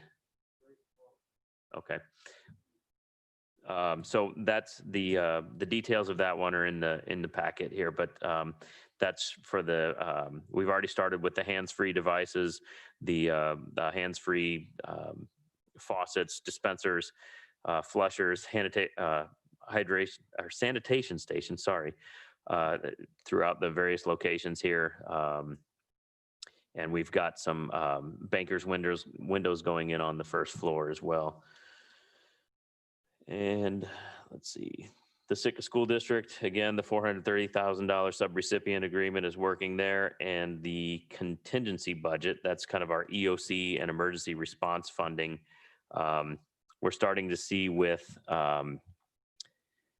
the uptick in cases, some increased pressure on our police and fire and first responders. So they've had to be a little more careful now, which requires more time, sometimes overtime for decontamination of any of the emergency vehicles as they go out. We've had to kind of control who's going in and out of the fire department again. So we've had to potentially put people who are exposed up in a hotel for a night or two while they go through their isolation. So some of those costs have increased, and that's exactly what that contingency budget is for. But I'm happy to answer any other questions if there are any. But my questions for the assembly are the $50,000. I've heard some ideas. One of them was we could plus up the subrecipient agreement with the Sitka tribe to specify that $50,000 be used for food support for our homeless community. We've also talked about completely repurposing it for a testing capability, since some of the asymptomatic testing has been limited, but those ideas are out there if anybody wants to discuss. Thanks. Any comments from the assembly? I think it would be good for us to give John that direction on that remaining funds that are left. I mean, we don't have a lot of time to get it out there and use it before we lose it. So I don't know if there's anybody there, or you've had a chance to talk with anybody from Search about what a $50,000 or $50,000 allocation might look like as far as providing additional asymptomatic testing, like how long that would last, or how many tests that would buy us. Do we have any info there? I don't have any further info on that. I haven't had the opportunity to explore that yet. Well, what about donating to food cards, like Dr. Wayne has brought up in the past, for the homeless population, or, getting it to the Salvation Army so they can get it out to the people in need? How hard and how time consuming is that? I would think the easiest thing to do would be an increase to the subrecipient agreement to the Sitka tribe, add the $50,000 there, and specify that $50,000 would be for those who are homeless or at risk of becoming homeless, and provide food support to them, whether it be through helping out, let's say, the Salvation Army, or food cards, or delivering meals. There's lots of options there, but that's the quickest and easiest, in my opinion. And Camille had gotten back to us at one point saying that would, something that they could very easily implement as well, and quite quickly. I think that's probably the direction we should go in, and there probably is concurrence. I would agree with that with you, Valerie. Yeah, I'm okay with it. I did had kind of liked Kevin's idea of the thought of possibly supporting the 50 grand to help with the asymptomatic tests, but seems like more people want this direction, and I'm okay with that too. So.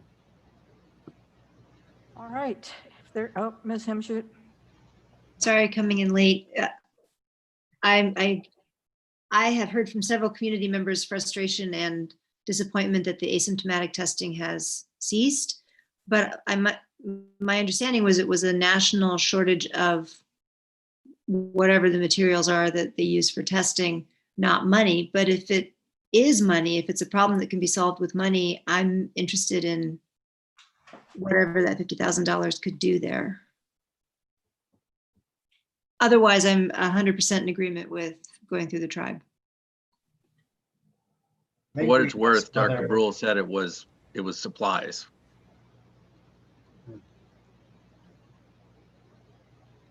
So I'm sorry, Tori, did you just confirm that that's Well, what yeah, according to Dr. Brule, it's not a money thing, it's a supply thing and a time thing. That it was slowing things down significantly for the symptomatic testing.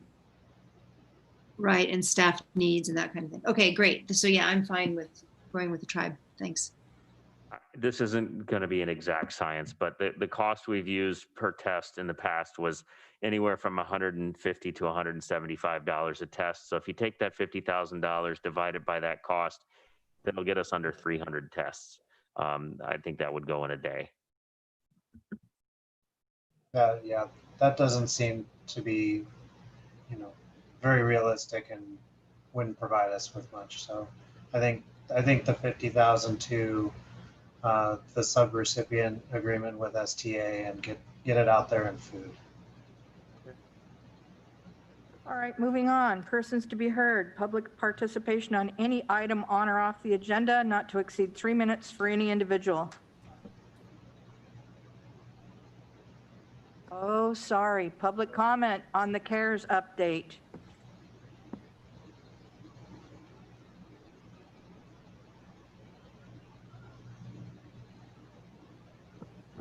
Thank you, Mr. Leach, for beating me to the punch. With a retail value of 150 and divided into 50,000, the arithmetic is about 330 tests, which would be not a very good use of the money clinically or any other way. As I recall, the press release from Search said that they ran out of grant money. There was no mention of supplies, but I certainly can be corrected, or the release could be updated.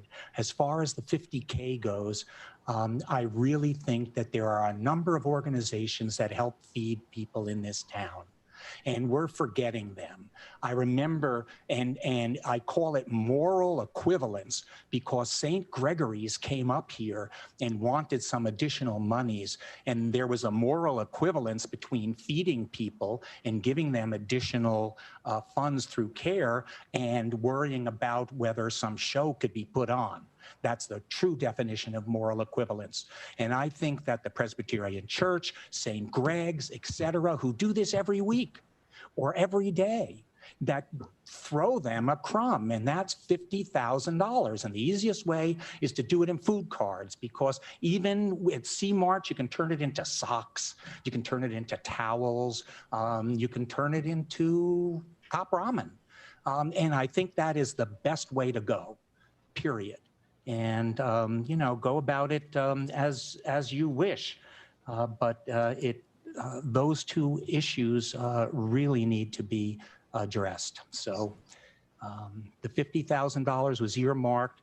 It needs to go where it needs to go. And also, by giving that money, it recognizes those organizations who have been doing this all along.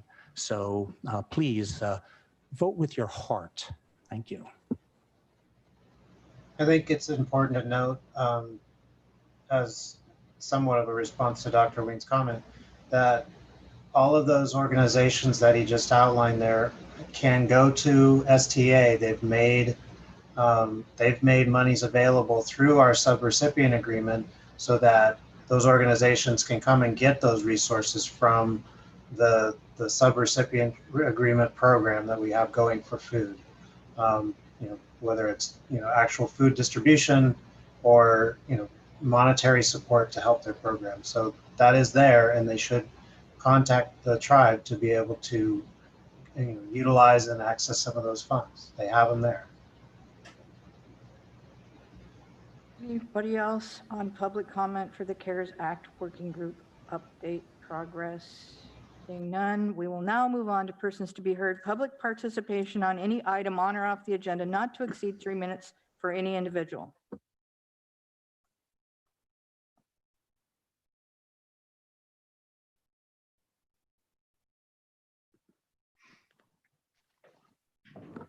Richard Ween.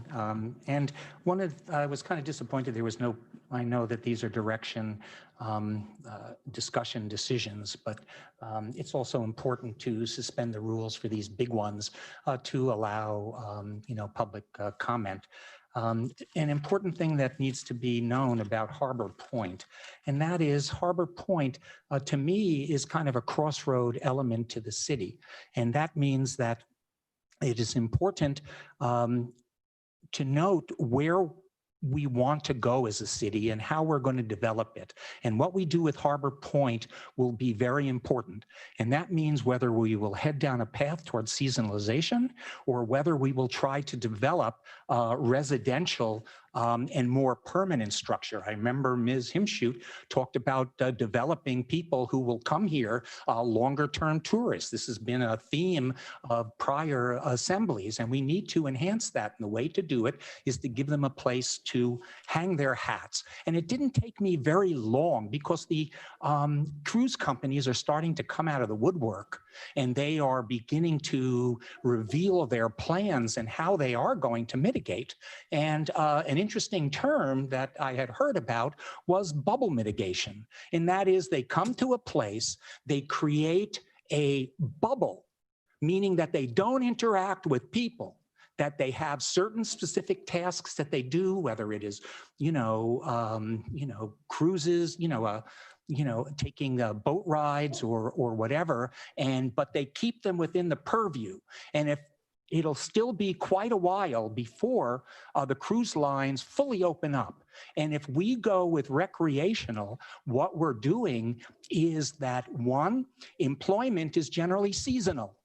And let me tell you, you have the bus drivers over at Halibut Point there, and they live in the bunkhouse. And as we know about the fish workers, they keep the money in their pockets, they live there, and they don't drop that cash off here. So part of the RFP needs to determine about, Sitka hires, et cetera. But the important thing is that if they create a bubble environment out there with lots of things that they can do, then that bubble will eliminate downtown. Because what are we going to have? All of these people, like we remember so fondly, streaming around with their bags, running around, eating ice cream cones? It's not going to happen because their mitigation program will, in essence, prevent it. So we need to think about where we're going as a city and what we want to do. And to me, it is a matter of balance. And you really need to take these things into consideration. And please, let the people talk.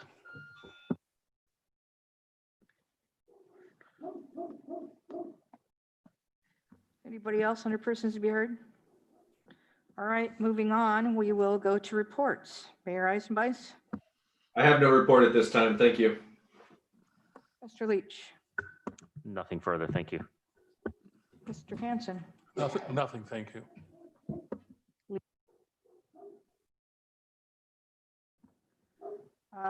I'll go, I guess. It's my first time on the Parks and Rec committee. I realized I have a bit to learn.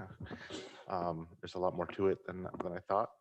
This will be interesting. I'll plan on getting together with Mike Culliver to find out a little bit more about the process, and I think it'll be a good thing. Thank you. And I attended the library commission meeting via Zoom. I think it was last week. Time just going to, and they're talking about going to a fine-free checkout option remains to be seen. I'm sure there will be public information out there as to if or how they're going to do that. And LEPC is canceled because of COVID, so I don't have to do that Thursday. And so now we have until 10:30. I don't know, there's an executive session scheduled. I'm thinking we could probably get done what we need to get done within a half hour. Otherwise, if we don't have a motion to extend, it automatically, the meeting automatically ends at 10:30. Thoughts? I can make a motion to extend. It's been a long meeting, but I would like to get this completed. A move to extend the meeting till 11 o'clock if necessary. Second. Public comment? Assembly? Question? Okay, on the motion to extend to 11 p.m., Ms. Himshoot, Yes. Mr. Knox, Yes. Mr. Mosier, Yes. Mayor Eisenbeis, Yes. Ms. Nelson, and Mr. Christensen. Yes. Okay, the motion to extend to 11 p.m. passes. All right, now, could we have a motion for executive session? Hold on.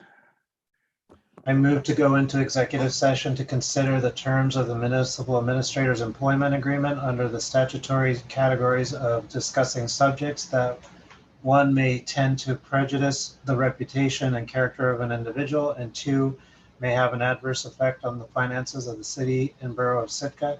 Invite in, when ready, municipal administrator John Leach and the municipal attorney Brian Hansen, if desired when ready.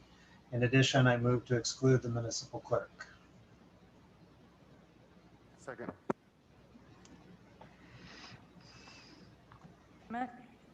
All right. Back to the assembly. What question? On the motion to go into executive session, Ms. Nelson, Mr. Mosier, Yes. Mayor Eisenbeis, Yes. Ms. Himshoot, Yes. Mr. Christensen, Yes. and Mr. Knox. Yes. Motion passes 6-0. So if I could remind members that are on Zoom, please leave the meeting that you are on now. And Grant has sent a new meeting link for the executive session. You'll join that link. The individual, Valerie and Kevin will go into room 7, start that meeting. You'll be able to join. And when you're done with the executive session, you'll need to leave that meeting and then rejoin the regular meeting. Okay. I'm going to go to the bathroom first. I'll be right there. Thank you for that reminder, Sarah. Yeah, we'll take about a 3-minute break because it's going to take us that long to get there. I'm slow.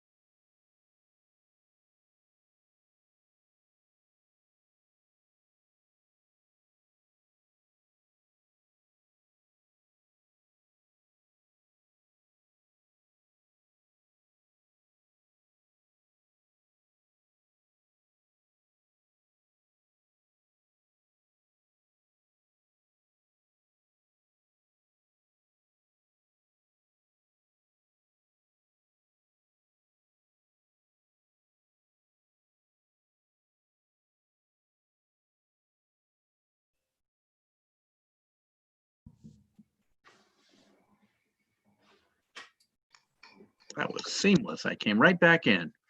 Oh, wait, oh, we're back? Okay. Can you hear me? Yep, Yeah, I we're, can. we should all be en route back. Oh, okay. We only had to move electrons. They have to walk.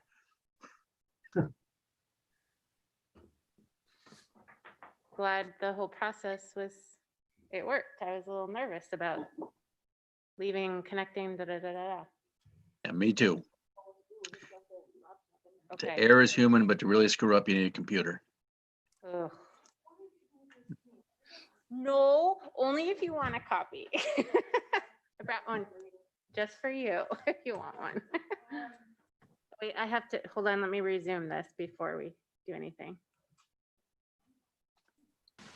Okay. I move to reconvene. Second. Yeah, No, Kevin. yeah. Mr. Mosher, Yes. Ms. Nelson, Yes. Mr. Knox, Yes. Mr. Christensen, Yes. Mayor Eisenbeis, Yes.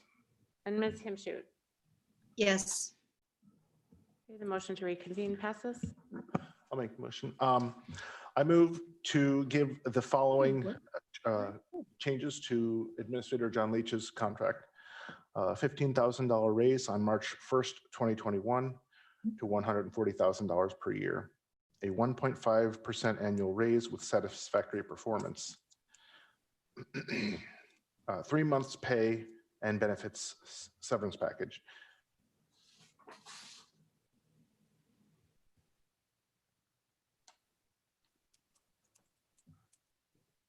I'm tired, and so I thought we froze. read all these things in here, or somebody help me out here. 3 months pay and benefits severance package in the event the employee is terminated by the assembly within a 5-year term, or with a term of 5 years from the initial date of hire. The municipality shall give the employee 3 months pay as severance. Severance pay shall be equal to the monetary value of all pay and benefits provided for the period of severance pay due. This section does not apply if employee is terminated for commission of a crime or gross misconduct as determined by the municipal attorney. Severance pay shall be paid in a lump sum payment less applicable taxes. The municipality also agrees to pay the employee's COBRA health insurance premium for coverage of 3 months after date of separation. Employee shall be entitled to any accrued but unused vacation leave as of the date of separation. Annual evaluations in accordance with our chapter or charter, and an annual leave annual rate of an 8-year employee, 16.67 hours per month. Sorry about the fumbled Do we have a motion. second? Second. Is there any discussion? I don't see anybody from the public, so please call. Oh, Kevin? I think, just to reiterate what was said when we did the quarterly evaluation, I think the body really does feel like, John, you are doing an outstanding job. Given the circumstances that you walked into this job at, having to school yourself up, just learning, what the job's all about, this, the base of the city of Sitka, all your employees that you are doing a great job with. And then having to deal with the pandemic. I think we're all very, very pleased with where things are at right now, and thank you for that. Further comments? Please call for the question. Ditto. Oops. No, I just said ditto. I agree. Okay, let's see. So on the motion, Mayor Eisenbeis, Yes. Mr. Christensen, Yes. Ms. Himshoot, Yes. Ms. Nelson, Yes. Mr. Knox, Yes. and Mr. Mosher. Yes. The motion passes 6-0. I make a motion to adjourn. Can I just say thank you for the, No, go home and go to bed. thank you for the consideration. Thanks. Motion, Move to adjourn. Me too. Second. okay. Aye. Aye. Okay, I think we can log off, Rebecca. Okay, thank you. Good night. Talk to you later. Bye.